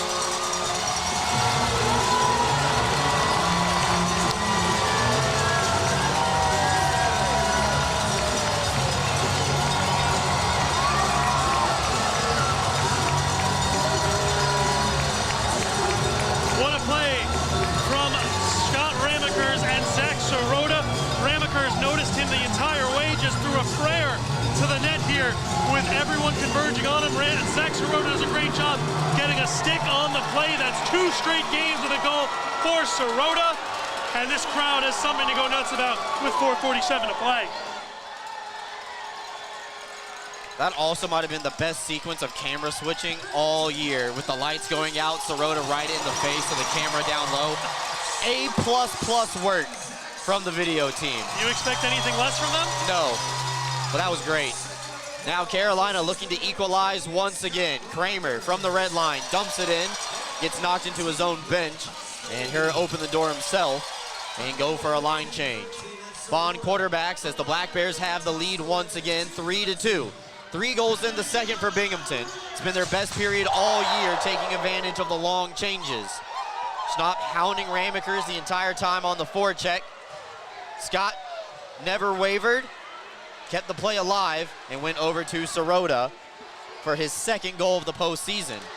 Held in at the line by Kirkby. Oliveri still onside. Her fire, it was going off target, but Cavalieri making the save, knows his team has immediate timeout coming up. Black Bears lead 3-2. Here's a look at the go-ahead goal from Zach Sirota from Scott Ramekers. Turn the lights off, lights the lamp.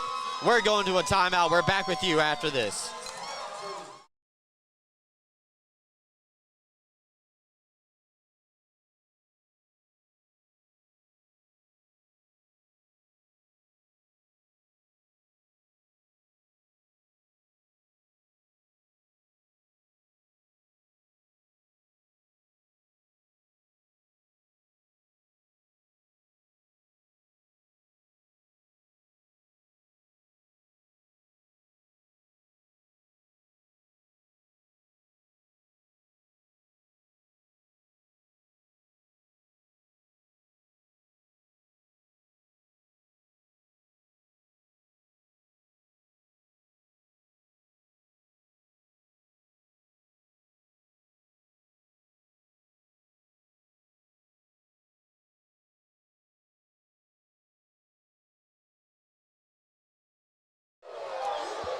Welcome back in, everybody. 3:50 left to go here, second period action.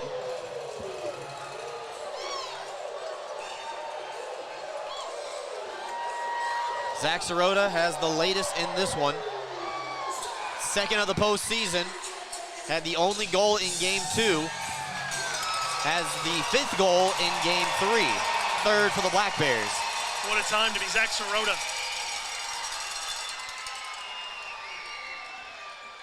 Good look at the corner battle going on in your living room. Carolina's able to pick it out through the neutral zone. Butita stretching it ahead for Selvatin, but instead knocked right back to Ramekers, who will probably get more of a celebration in the locker room for his great hustle on that last scoring play than Zach Sirota. Great finishing touch by Sirota, but a full 200 effort from Ramekers. Getting hounded in his own end, goes behind the net, carries up the ice, and a backhander all the way through the blue paint.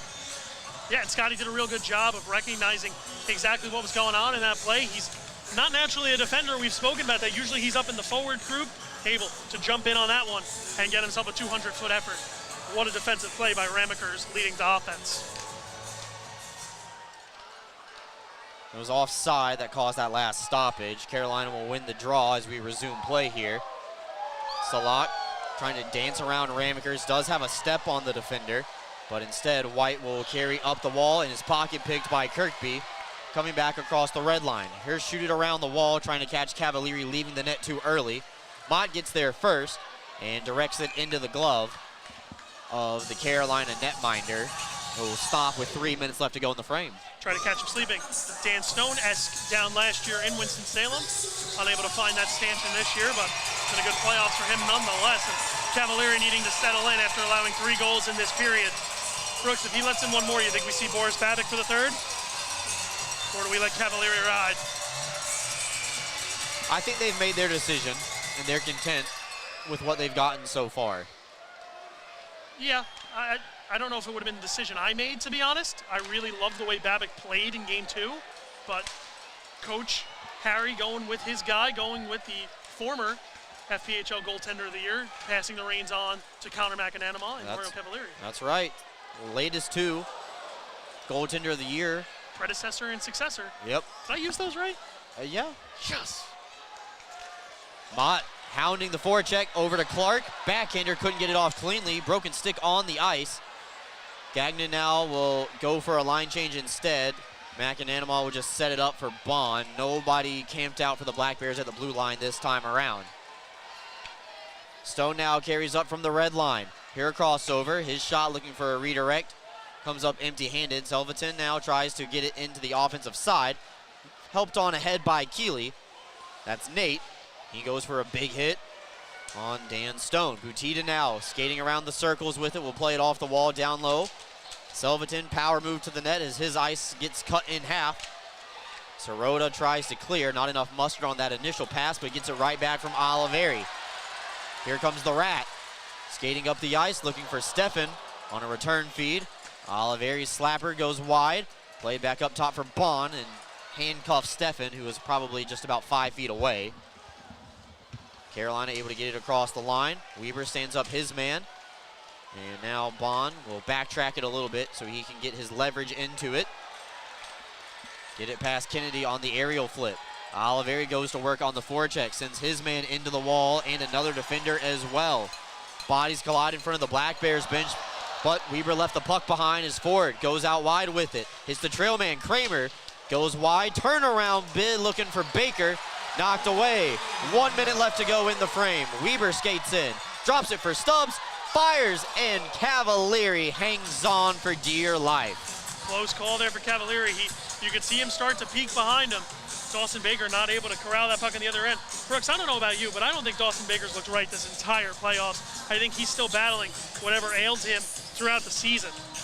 Probably. He missed more than half of the regular season games. That's 56. He just doesn't look right out there, and when he's right, he's going. You know, he really is a huge addition to this team, and without him at his best, I don't know.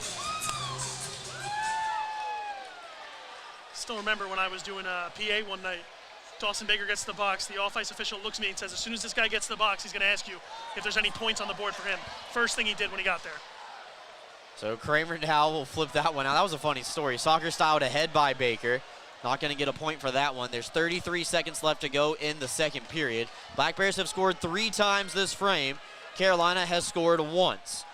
Each team has a power play goal, but Binghamton has 2 at even strength in the frame. Final push as Carolina makes their way up the ice. Clay Keeley from the red line, looking for Ford far side, nobody home. Weber off the glass, does enough on it to get it out, it does. Ford's got a touch up at the line. They're telling Weber to rag the puck, and that's exactly what he is going to do, as the Black Bears will carry a 3-2 advantage into the locker room for the final 20 minutes of tonight's contest. And they'll be looking to hold this one throughout. If they can hold this lead, it's party time in Binghamton. They can start greasing the poles on State Street. Well, Max getting ready to stand by. We'll see who he grabs there at the end. I believe he's looking for Austin Thompson. I think he already skated by. Oh, no, he's making his way off. He's making his way off. Just helping get everyone off the ice. Remember, Kyle Powell wanted me to wait so we can get everyone off the ice. All right, let's throw it down to intern Max. Take it away, Max. I'm here at ice level with Austin Thompson. You scored a huge goal to put your team up by 1. With the Commissioner's Cup in the building, you scored a lot of goals in your career, but how does this one feel? Playoff goals are always the best, especially the ones in the finals, and it was nice to get the monkey off the back finally. Absolutely. Let's talk about Connor McAnanama for a second. He's got 4 shutouts in these playoffs. He just had a breakout pass to help you guys score that goal. What does he mean to this team? Clearly a lot. I mean, he's a brick wall. We can count on him to steal games like he did Saturday, and we can expect him to make saves. Absolutely. And that 3-goal second period was huge for you guys. What was the message from Coach Sherwood in the locker room? Just get the jitters out of the way after the first. You know, we were kind of slow, and now we're starting to play our hockey, and clearly it's working. Absolutely. Thanks for your time, Austin. Go win this thing for us. All right, thank you, Max, and thank you, Austin, for spending some time with us before we go to a quick timeout here. After 40 minutes of play, the Black Bears lead the Thunderbirds 3-2. Live on YouTube, ad-free. We're going to take a quick timeout. We'll come back, update you on the stats. Got a lot more stats to talk about coming from that period than what we had initially after 20 minutes. So we're step aside here momentarily. Be back with you final chuck-a-puck. Could be the final chuck-a-puck of the season. Don't want to get too far ahead of myself right there. Get set. And there go the pucks. We'll take a timeout, come back, or find out who won after this.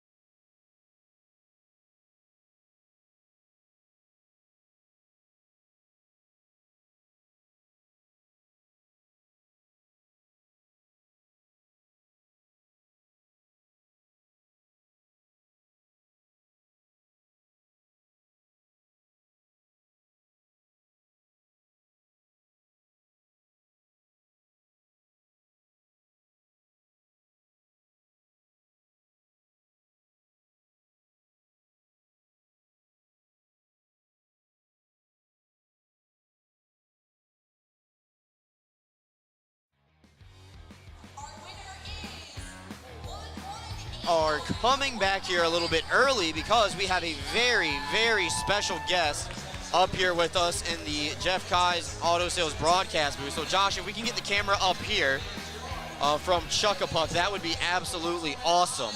I am joined right now by Commissioner of the Federal Prospects Hockey League, Don Kernan, joining us here in the broadcast booth. Don, thank you for taking some time out of what is probably a very, very busy night for you to come up here and talk. Well, we'll see how busy it is. We got one more period. I know, anything can happen. Got a great game so far. Anything can happen, but 15 years that the league is about to end celebrating. Next year will be season 16. A couple of new teams got announced earlier this week, but we wanted to give you the opportunity to come on and share anything that you wanted to about the state of the league as we get set for, hard to believe, the 25-26 season. Thank you. It's nice being here. The league has never been better. We have a lot of interest, and we will be at 14 teams next year, but we're talking to several other places, so I think the following year we'll have a few more. One of the things I wanted to mention is it's very important in every city to support the nonprofits, and Binghamton supports more nonprofits and does more community involvement than all the other teams combined. So give kudos to the people that operate this franchise, and they're doing a great job in the community. Well, we definitely appreciate that. Want to take that opportunity, coming from the words of Commissioner Kernan, to shout out Bobby Gross, Kelsey Lane, Alex Jones, EJ Worth, and Trevor Potenziano, who deal with a lot of the nonprofit and community involvement within the organization. Also, big shout out to the guys volunteering their time, particularly spending a lot of time this year with American Special Hockey. They have a huge tournament right here in the Southern Tier every single year. Those guys are very welcoming. They do coaching lessons on the ice, and even they go to their team practices around the community rinks here in the Binghamton area as well. So far, we've had a great hockey game here tonight. Both teams have had the lead.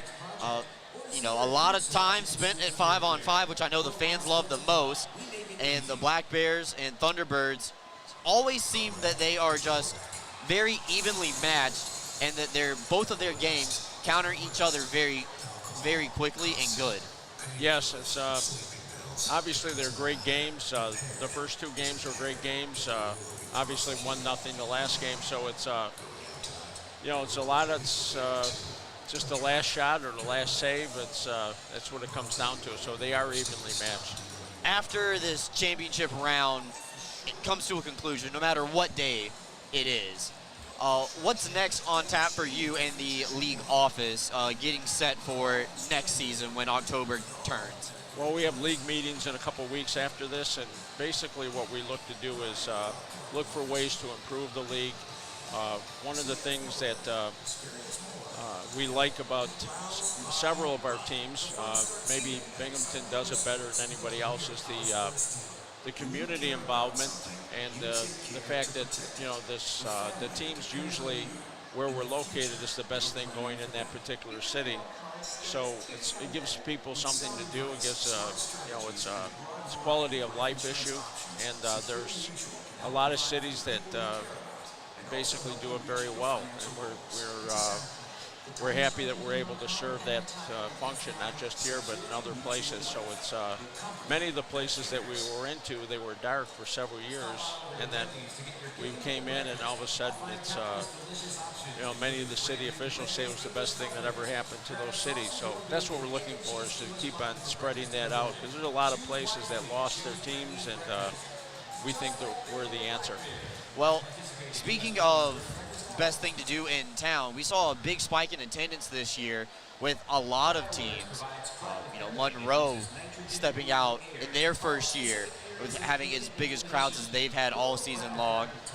The 4 years that the Black Bears have been here, they've increased. Carolina was over 90% capacity for more than half their games this year down at the Fairgrounds Annex that we saw last weekend. So more fans are coming through the turnstiles and into these arenas here, giving single A hockey a chance to thrive. And like you said, once people get involved and see the community side of things, they really become hooked for life.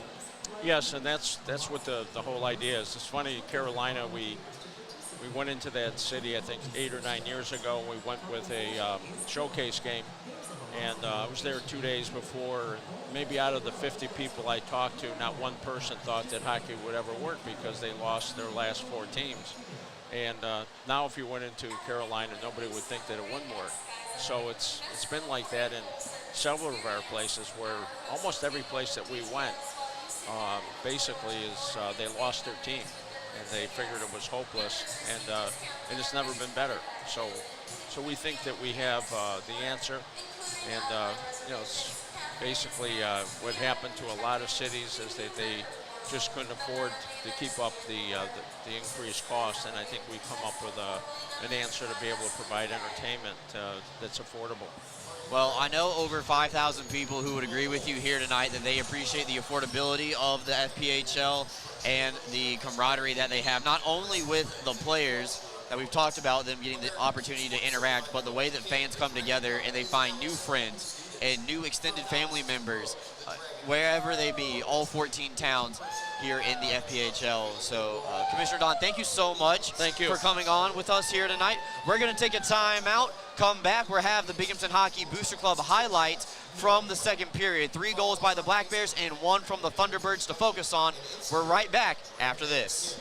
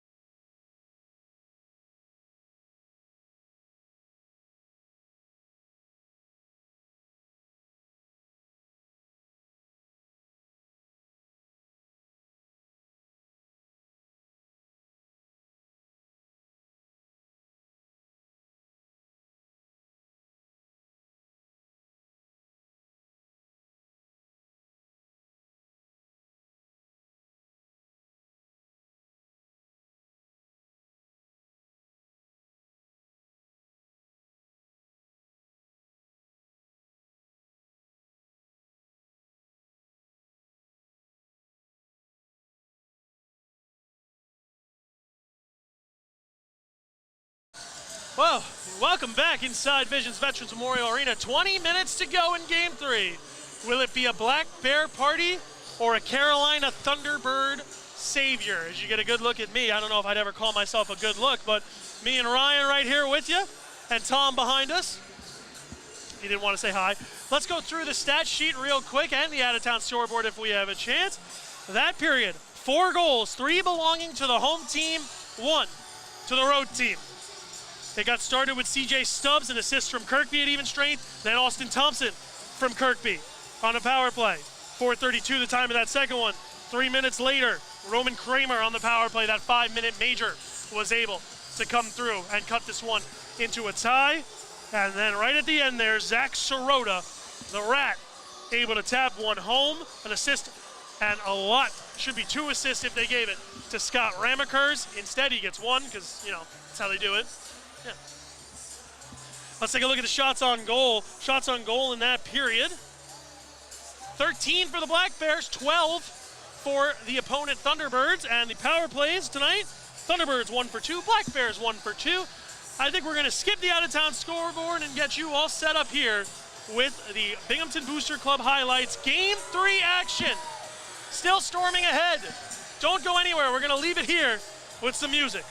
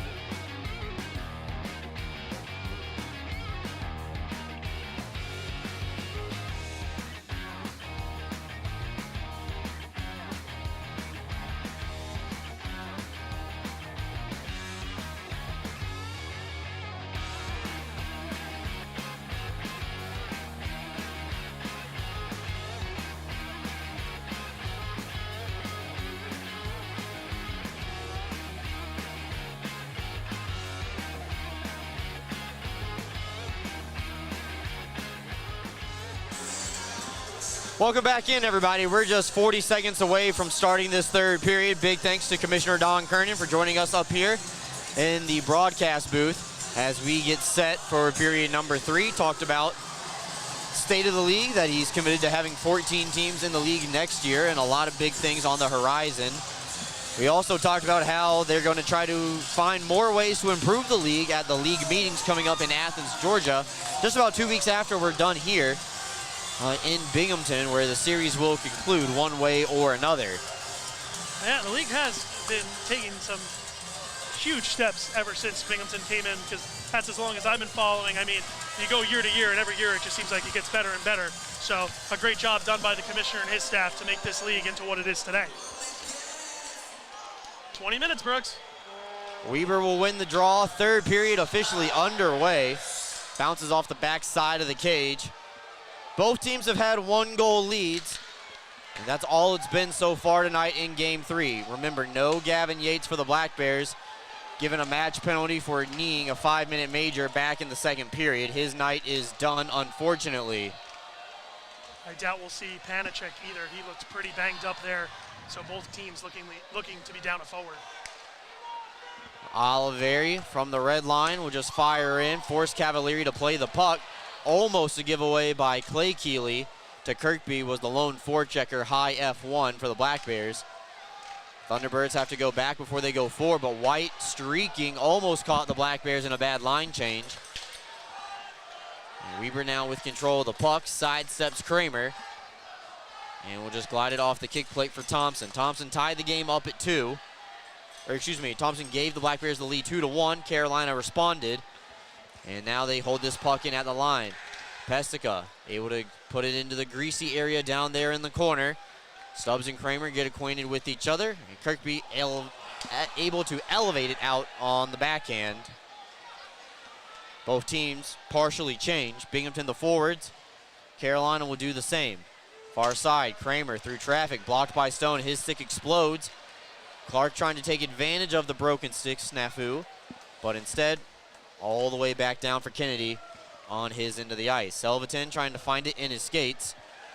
Here played across for Butita. Nice pass. Captain from Carolina. Quick little wrister.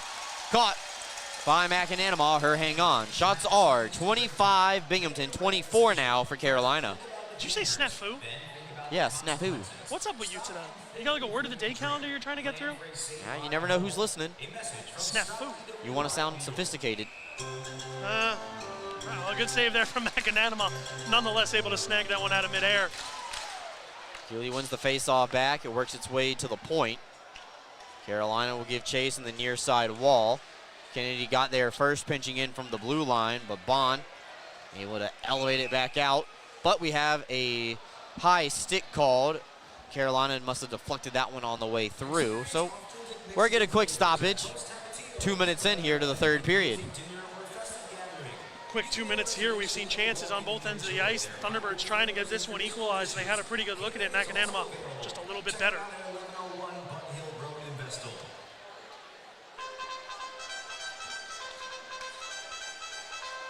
Selvatin and Sirota getting tied up with each other off the draw. The linesman will ask them to please go back kindly. Butita on the backhand tries to get one past McAnanama. Kick save made. Rebounds available. Selvatin, wrister, goes well wide. Almost took the head of Bond right off.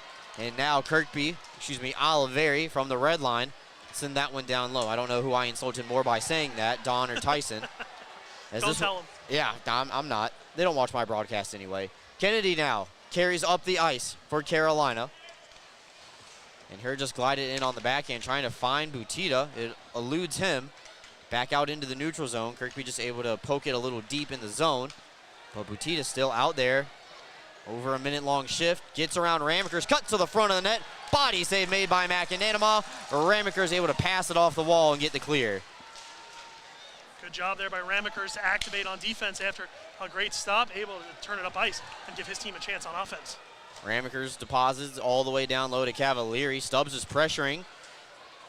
It's on the forecheck, comes away with the puck, looking for a friend to pass to, finds Anderson, backhander, into the mixer, save made by Cavalieri, reach for the rebound.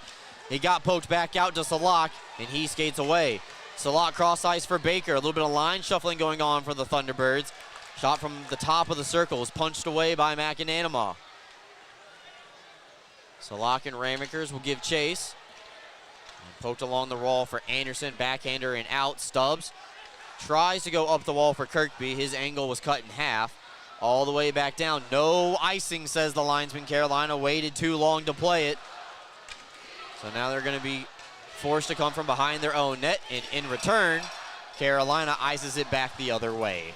Giving the Black Bears a chance to set up. Carolina doing a good job out of the jump here, getting some opportunities in on McAnanama. They're looking for that equalizing goal. They're going to empty the tank as this period goes on. There is no tomorrow for them if they end this period without able to find that equalizing goal. Not to state the obvious. Shots are now tied at 26 apiece. Tosto will win the draw back tonight. Underappreciated Blake Tosto in the face-off circle so far tonight. He's done a very good job. Carolina, though, able to gain control, and they poke it out into the neutral zone. White coming back with it, drags it around Bond. Marked by Swain. Schnapp steps into a slapper. That's kicked away by McAnanama. And Tosto able to get it ahead to Ma. This play, though, is offside. Mott's got a touch up at the line. Binghamton will take that opportunity to change. And Pestica now comes up the wall. Looking for White on the far side. Sirota got there first, knocked it past him, but Selvatin gets it down low to the hot hand. White through the mixer and out on the other side. Up top of the point, Kennedy just sends it in down low. 5 guys fight for a loose puck behind McAnanama's net, and it's picked out by Stone. Oliveri crosses over with Stone. 2 big shots right there. Drop pass for Stefan, holding, and maybe Pestica got a piece of it on the shot block. Oh, just had Steph all alone. A great pass from Stone, knowing where his guy was going to be on the ice without looking at him. And Steph just so close to giving the Black Bears the first 2-goal lead of the night. Vaughn will let the Black Bears complete the line change. Stubbs hops over the wall for Oliveri. Now that it's complete, Binghamton will start the breakout. Stubbs sidesteps the man on the half wall. Skates into the offensive side, tries to scissor it ahead to Kirkby. Instead, finds its way into the corner. Keeley, Nate, down low. Able to find a guy dressed in a white jersey, and the Thunderbirds will escape harm. Farmer goes across all 3 lines, plays onside. Still on the stick of Nate Keeley, off the bottom of the glove of McAnanima, pinballing around, scooped away by Thompson. Here, gain the red line and get the puck deep. Shots are now 28-26, favoring Carolina. Thompson knocked down by Salak. Big tree to climb up right there. Now Farmer will come back the other way. Comes up empty-handed. Kirkby gives it a whack. Swain out there, a little bit of a hodgepodge going on as the Black Bears haven't gotten all the forwards off the ice yet. Somebody's lost their helmet. It's Farmer, so he has to go to the bench immediately. Coach Sherwood wanted a too-many-men call, none provided. As the puck continues to stay in play with 13:45 left to go here in the third. Far side, Salak cuts into the middle, trying to drop it back for Ford. Got handcuffed on the way through. Shovel pass ahead to Clark. 3-on-3. Clark crosses the line. In the skates of Swain and Clay Keeley. Back around the wall for Ford. He is able to get it out. Was right in front of the benches. Couldn't see who had control. Stretched over to the far side of the ice where Clay Keeley fires. Deflected by Stone and out of play. 13:20 left to go here in period number 3. Black Bears still lead this one by a score of 3-2. We're back with you after this.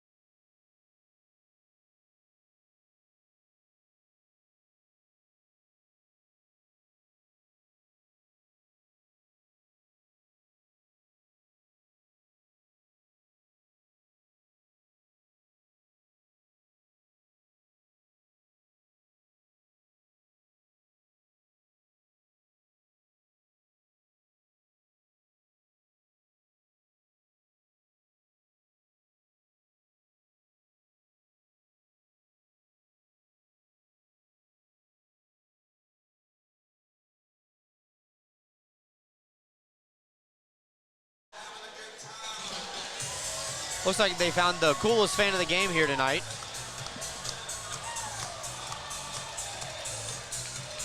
(3-2) Black Bears lead.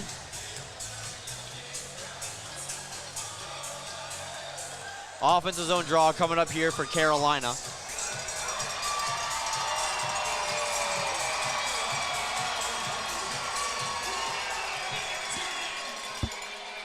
Face-off is won by the Black Bears, and now Sirota skates up ice with it.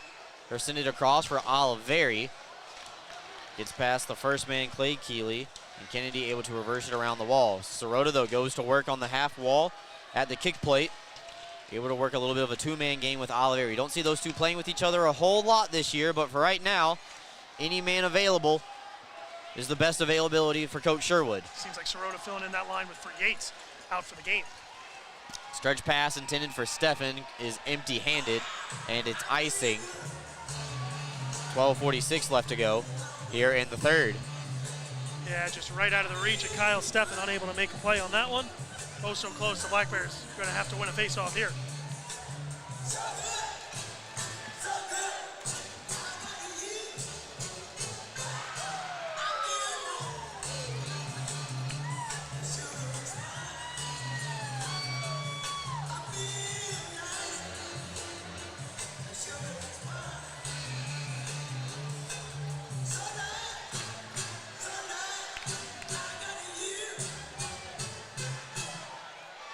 Face-off is won back by Kirkby, and here go off the glass and out. Unfortunately, this will be the same result as the whistle blows.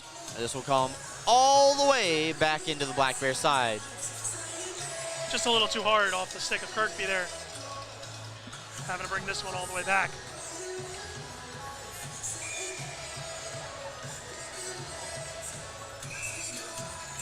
Looks like someone broke a twig. It looks like it's a Thunderbird twig there on the ice, getting returned to their bench. Ford and Kirkby tie up. Stubbs able to elevate it out to the red line. Sirota able to get off, but that's it for the Black Bears. Sent back around to the far side. Stone gives it a whack. And Kirkby able to stretch it on ahead to Thompson. 1-on-2. Thompson skates in. Waiting for reinforcements. Little sidestep, tries to get around Gagnon, then he lost his edge in the process. Still available, but Gagnon gets back up to his 2 feet, and they're able to clear the puck. Ford and Gagnon now, far side, trying to return the problem right back to Macananamaw's side where Sirota scored the tip-in goal. Almost on a very identical play right there. Gagnon holds it in. Ford's got some space, gets around the first man, still holding on to the puck, and caught by Macananamaw. Huge save. Able to bait down Kirkby, able to bait down Dakota Bond. Gus Ford just dances right in. Let's take another look. Kirkby goes for the block. I have to return feed here from Gagnon. Gives it back to Ford. Kirkby goes for the block. Ford able to pull that one back, able to get around Ramekers, and then the glove save from Macananamaw.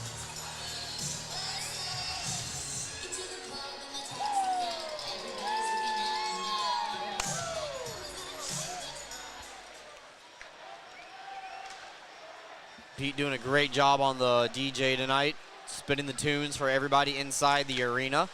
Maybe leaking through into the broadcast a little bit, but it is loud in here, let me tell you that. Loose puck is fought for, and Swain able to come away with Clark.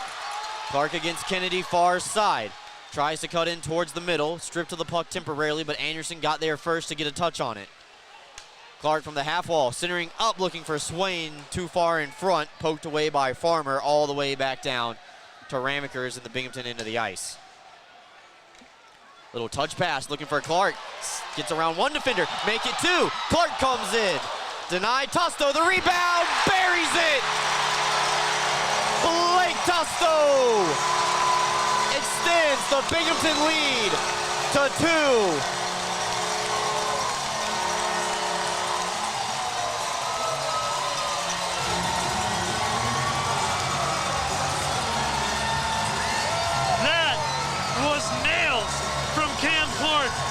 Dice his way through the Carolina defense and then feed the puck in the corner and find its way to the slot and get to Blake Tosto.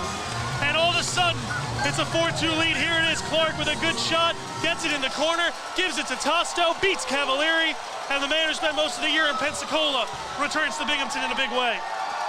4th goal tonight for the Black Bears. That's the Burger King burger goal for the final time here at home. This one elevated back out to Bond.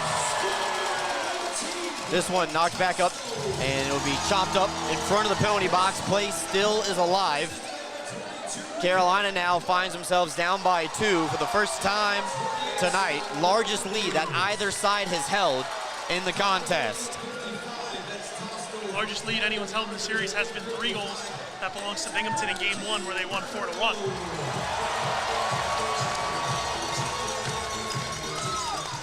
10:15 left to go. Carolina has to backtrack again.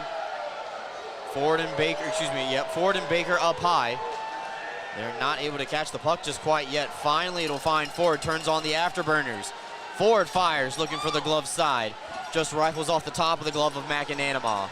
Salak over to the rebound, stolen away by Thompson. Trying to kick it over to a teammate. Instead, it ends up in a tie-up.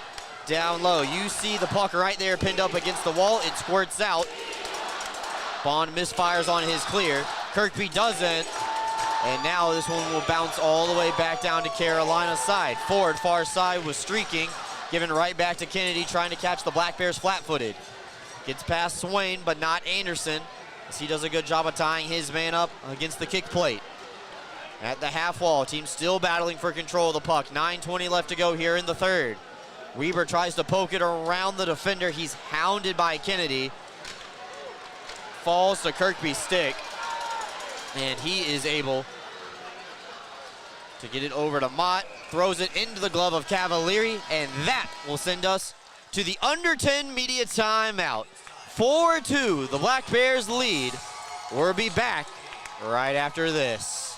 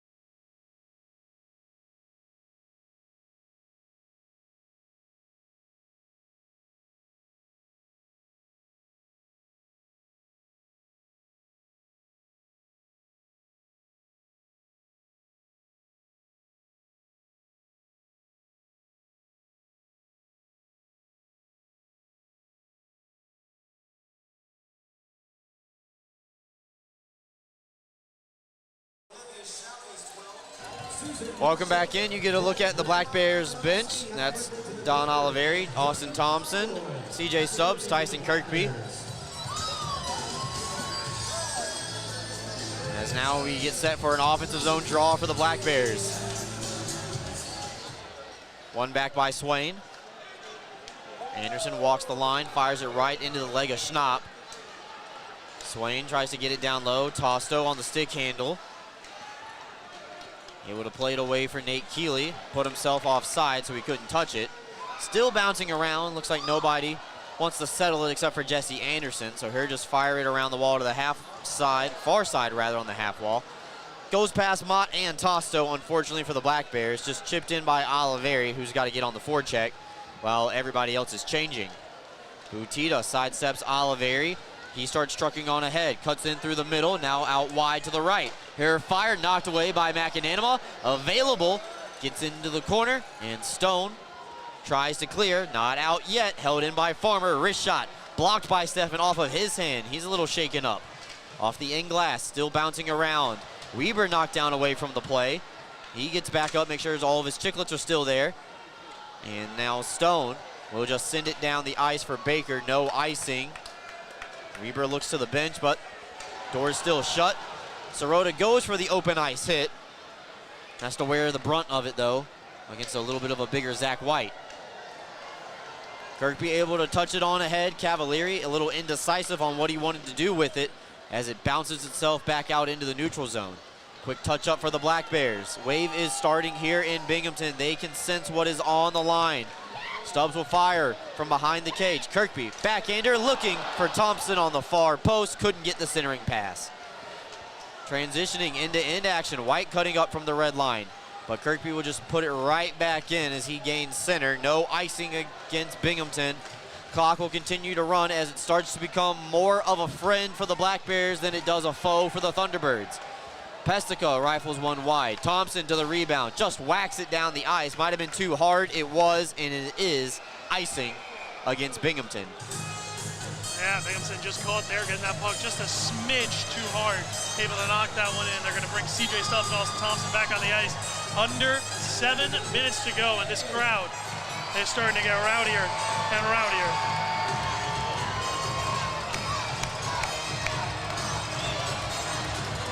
Oh, there's our good friend Rob Lapolis, the predecessor. You're the successor. Former FPHL Broadcaster of the Year. Oh, I think they want him to chug his beer. Let's see if he does it. There he is, right on cue. He knew what the people wanted. Yep, Rob Lapolis, the only broadcaster in Binghamton Black Bear history to win Broadcaster of the Year, right? Yeah, why not? That's it, that's all I get? Yeah, why not? Yeah, why not? Of course you wanted to, Brooks. Into the empty net, Tosto almost caught Cavalieri off a miscue. Too soft of a pass, missed his teammates on the way through. Believe that counts as a save for Cavalieri, that he got a piece of it. No icing, Cavalieri back out of his net to play it. Clark charging in like a man on a mission. Carolina starting to get a little sloppy with the puck in their own end, but right on cue, Ford makes me eat my words, dances around one man but not the second as he lost his edge, falling down to the ice. 6:15 left to go. Stone from his belly tries to stick handle it out. Farmer, slapper, blocked by Clark. Mott gets over to a loose puck. Stretch pass looking for Clark, too hot to handle. Butita pressured by Ramekers, pinching in. Now Farmer to the far side. Clark goes for the hit on Farmer in front of the bench. They get tangled up. Butita will drop it back for Kennedy. Kennedy on the backhand, looking for Schnapp. One-timer from Schnapp, just sails wide on the post side with the blocker in the way. Kennedy now into the mixer. Schnapp open again on the back door, got his stick free. They can only dodge that so many times. Kennedy up top again for Clay Keeley, indirectly tipped on. McAnanama able to get his body in the way of it, held in though by the Thunderbirds. Perhaps their best 5-on-5 shift of the night. Nate Keeley, wrist one wide on the blocker side. Kennedy will pinch into the rebound on the far side.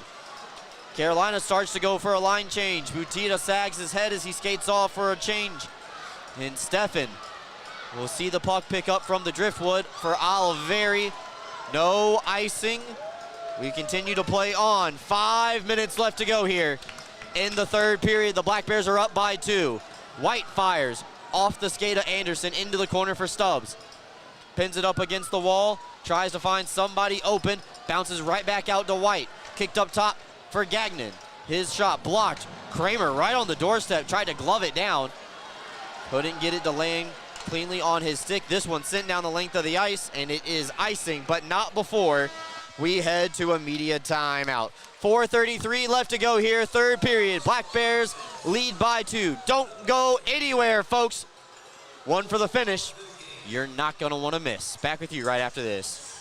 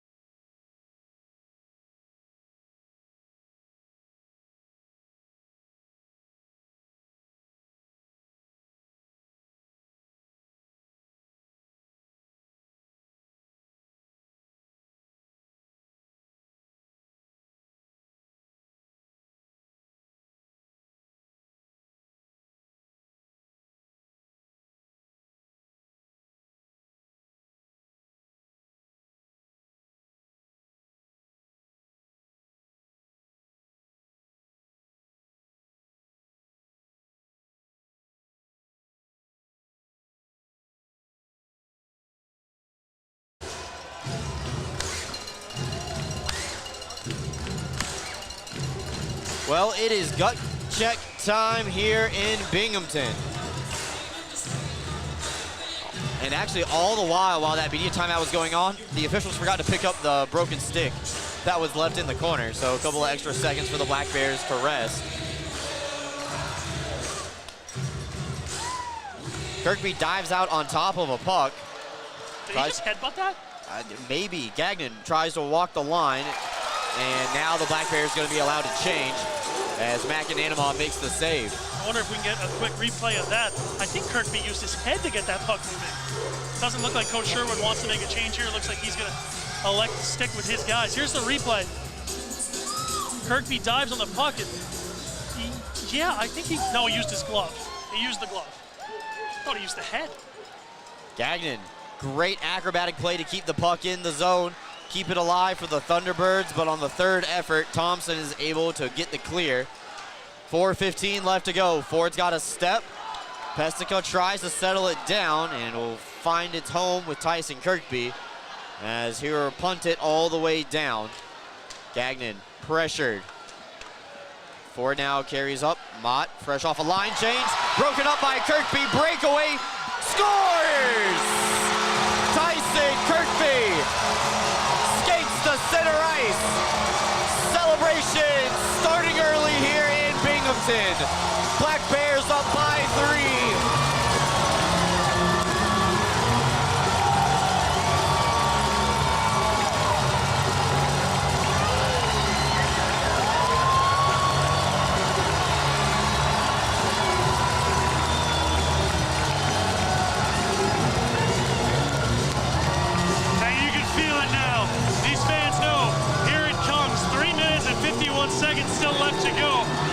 party starting in Vestal, Binghamton, Endicott, Johnson City area. Everyone in the 607 celebrating tonight. White holding, stand up save, McAnanama. Tosto's gonna skate it out himself. Can't even hear what Frank's saying right now. Tosto stripped of the puck. Kirkby unassisted, and that's a hand pass that'll stop play with 3:28 left to go. Here's another look. Mott gets a nice chip. It gets caught into the pads of James Farmer Valente, and Kirkby, the captain, makes no mistake. Talk about big players in big games, none bigger than right there from Tyson Kirkby.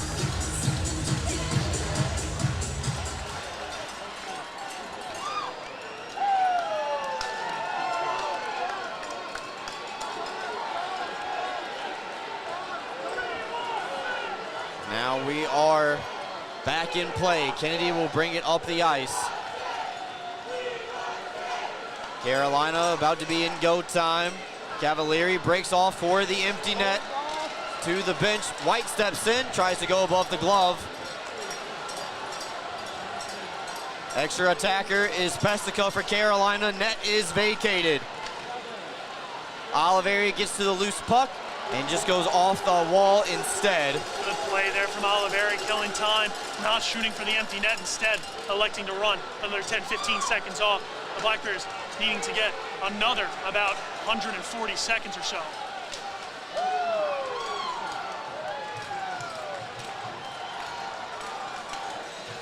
All the way back down to Gagnon. 2:20 left to go, still skating 6-on-5. Ford in from the right wing side, caught by McAnanama, and here hang on. He's been sensational again tonight. 31 saves for Connor McAnanama, a man possessed this entire playoffs. So far, 4 shutouts, 2 when he's team faced elimination. Timeout, Carolina.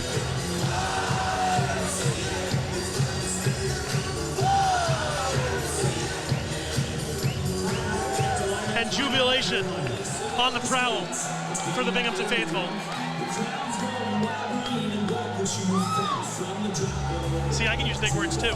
Jubilation. That was good. You liked it, right? I did. Shots on goal, 33 Carolina, 31 for Binghamton.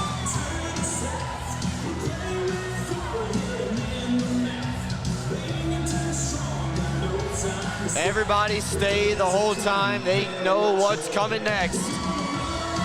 It's going to be a bad night to be a beer in Binghamton. I wonder who taught you that one. Rob Lapolis. Well, you know, clearly, he already put down one.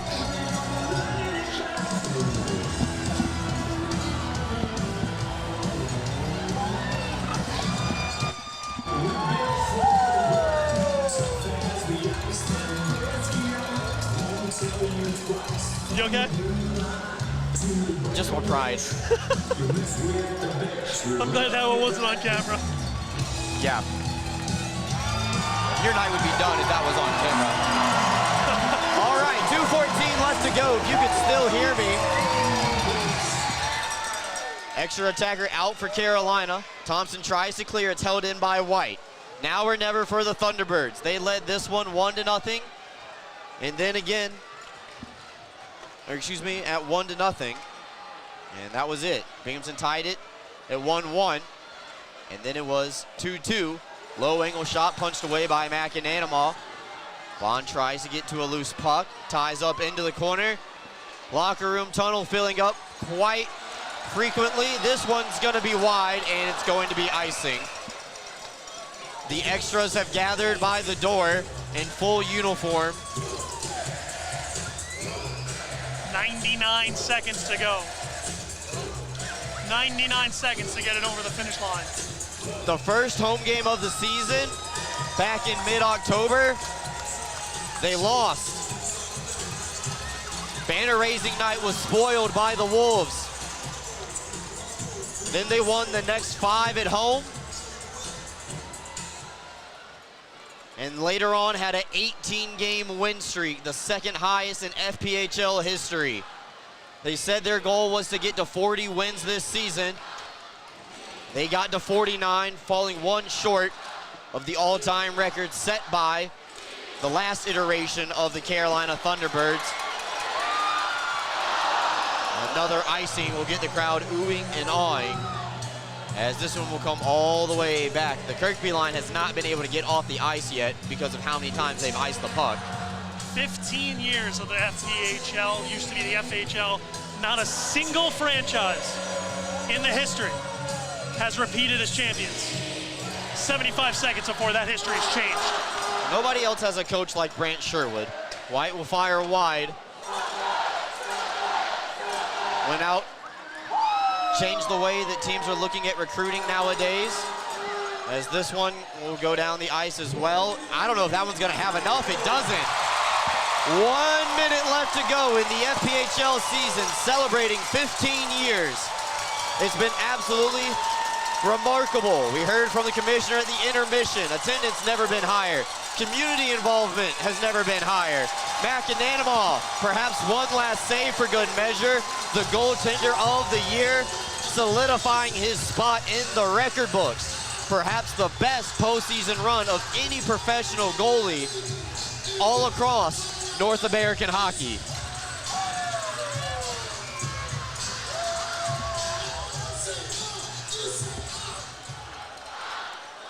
Pestica fires off the back wall, back around. Everybody in the arena is on their feet. 30 seconds left to go. Once the clock strikes midnight, history will be made. Stubbs fires for the empty net. Same result again. Nobody wants to get the final goal of the season. Doesn't want it to end, Brooks. She's giving these fans some extra time to enjoy. And the cup is on its way home to the 607. It's already in the penalty box.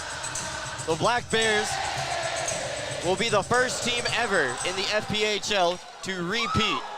They were the most dominating team all year long. Only 6 regulation losses. Nobody close to contending with them in terms of points. Back-to-back Empire Division champions, regular season and playoffs. Victory is a dish best served on ice. Final horn, Macananama, one more for good measure. It's over. The Black Bears are FPHL champions once again.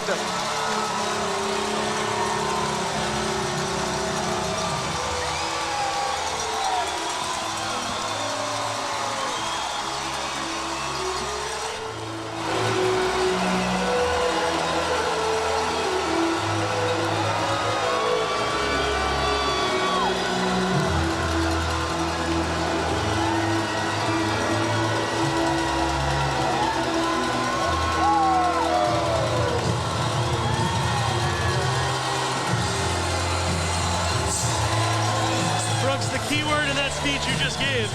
Again, the Black Bears champions again. And the first person running over to Coach Sherwood, his goaltender, his best player in the playoffs, the MVP, almost certainly in a few minutes, Connor Macananama. Take a bow, number 72. You've earned it. You put on quite a show. And all we could do was bear witness to some greatness and some Binghamton hockey history. A legend in the making, Connor Macananama. Sacrifice, dedication, blood, sweat, and tears on both ends of the ice. Carolina respectfully waiting, lined up for handshakes. The 2 best teams all year long got to duke it out in the finals. I don't think anybody else in the league would have had it any other way.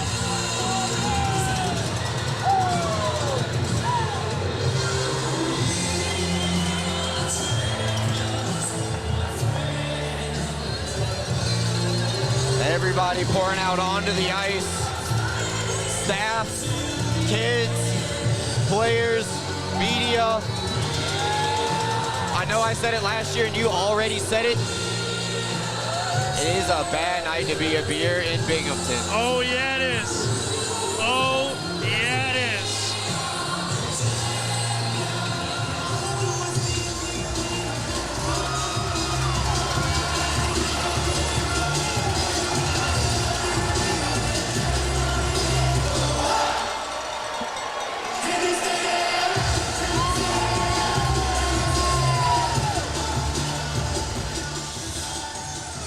handshake start. Dan Stone leads the way for the Black Bears. We knew it was going to take a gutsy performance from him defensively tonight. Oliveri right behind. McAnanima and Babic sharing pleasantries. Two goaltenders battling it out in game 2. In a 1-0 playoff game, you don't see a whole lot of. Teams are warriors. They're battlers. They go through a lot of adversity all year long. Travels never go as planned, or as easily as planned, I should say. Both these teams going through different kinds of adversity this year. Nobody said it was going to be easy for either one of these sides. Carolina repeats as Continental Division champions again in the postseason as the Black Bears defend their title in the Empire and the League. They are simply the class of the FPHL.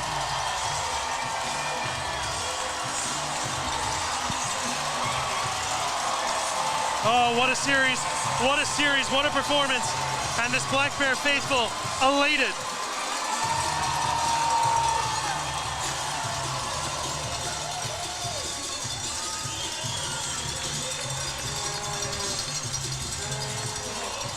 Binghamton was down 1-0 after 20 minutes of play. Had a 3-goal second period, and they get 2 more in the final frame to put the icing on top of what is going to be a beautiful celebratory cake. Oh, Brooks, I can't wait to get down there. I'm jumping with joy, I'm excited.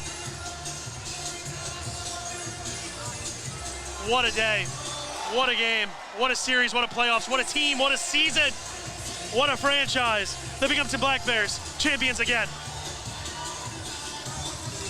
Tonight we're gonna have a couple of interviews live from on the ice. We'll head down there momentarily. We're waiting for all the Carolina players to vacate the ice. McAnanima is gonna skate around. Don Kernan's gonna present the Commissioner's Cup to Captain Tyson Kirkby and also announce the playoff MVP. I wonder who that could be. I have some ideas.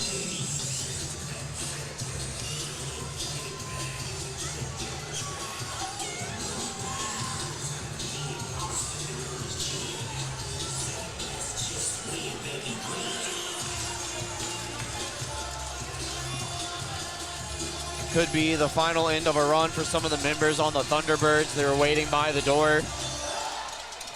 Staff's shaking hands. Coach Sherwood walking around. I was going to say skating around, but saluting the fans here tonight.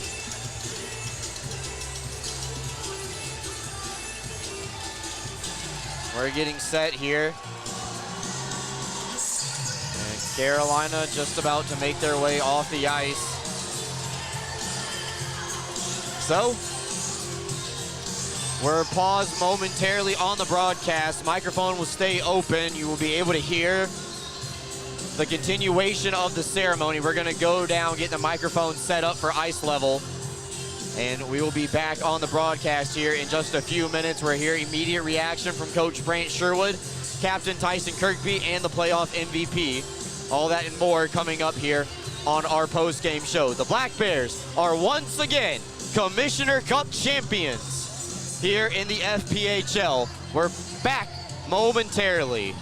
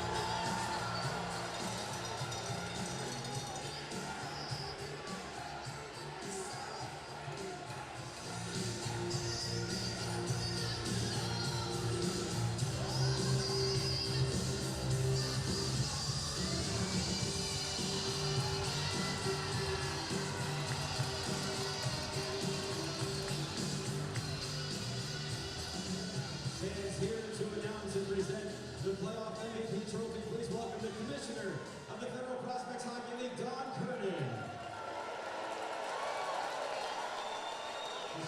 This year, the most valuable player is Connor McNamara.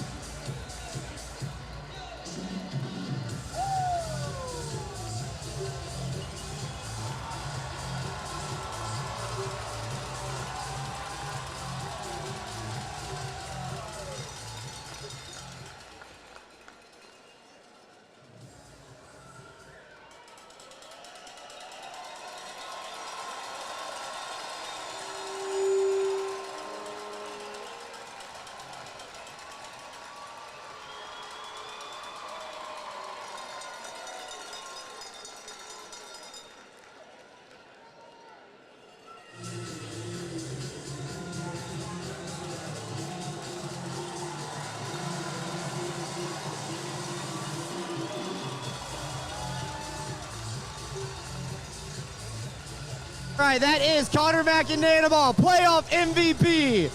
Great job.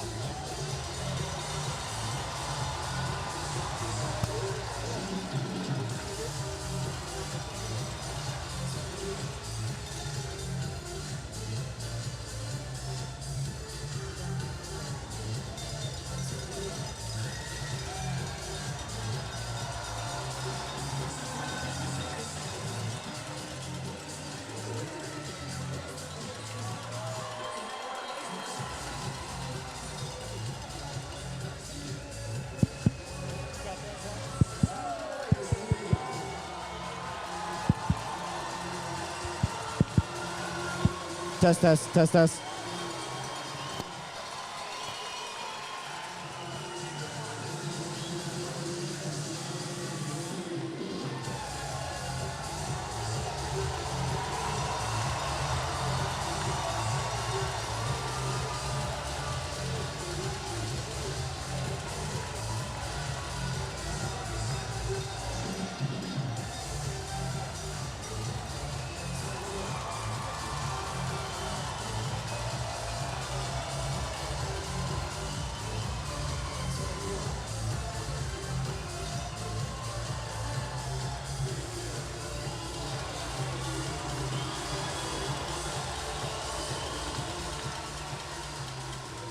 Tyson, you are the first captain to lead a team to ever go back-to-back in FPHL history. How does it feel? Pretty friggin' great, Brooksy. Listen to these fucking fans. This is unbelievable. We are the best team. Like, it's unbelievable. We're the best there is, plain and simple.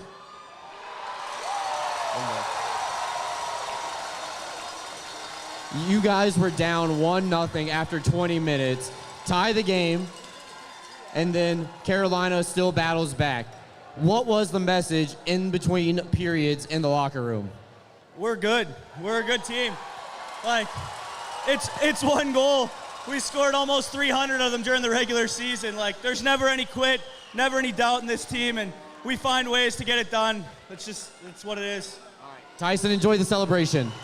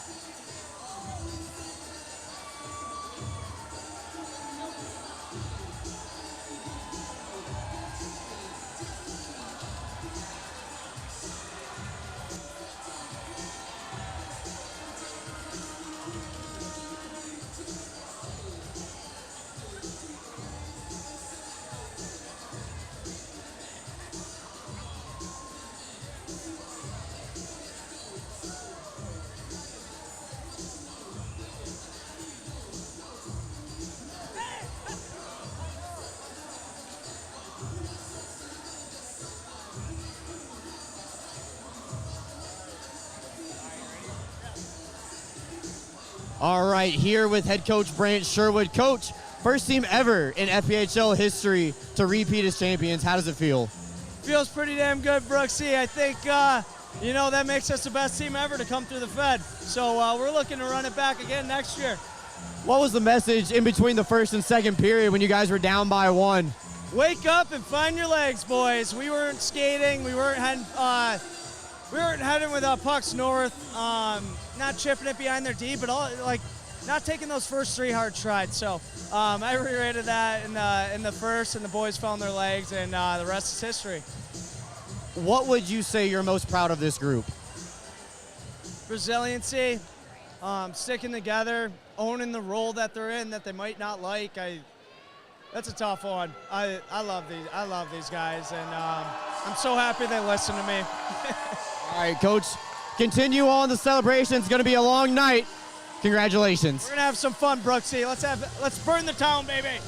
All right, that's head coach Brant Sherwood. We're seeing if we can grab anybody else. I think it's photo time, so we got to go.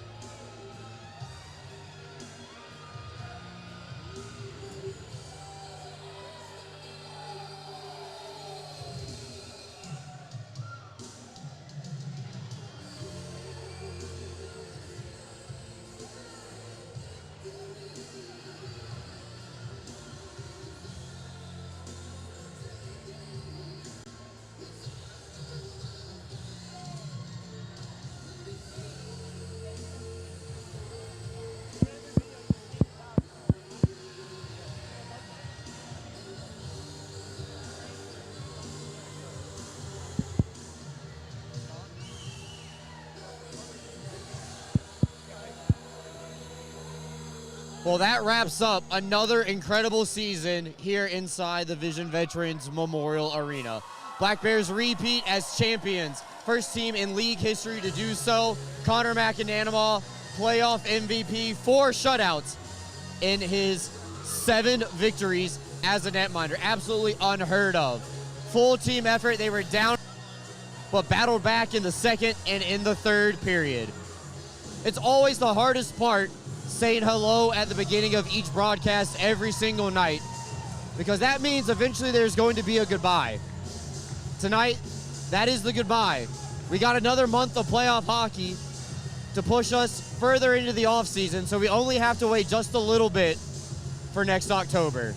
For everybody with the Binghamton Black Bears, in the locker room, on the ice, in the stands, and everywhere you can find somebody in black and green, my name is Brooks Hill, signing off. Thank you again for an incredible season, all the ups and downs with YouTube, and you stuck it out. 10 sellouts, 11th night here at the arena. Have a good evening, and it's a bad night to be a beer in bingo.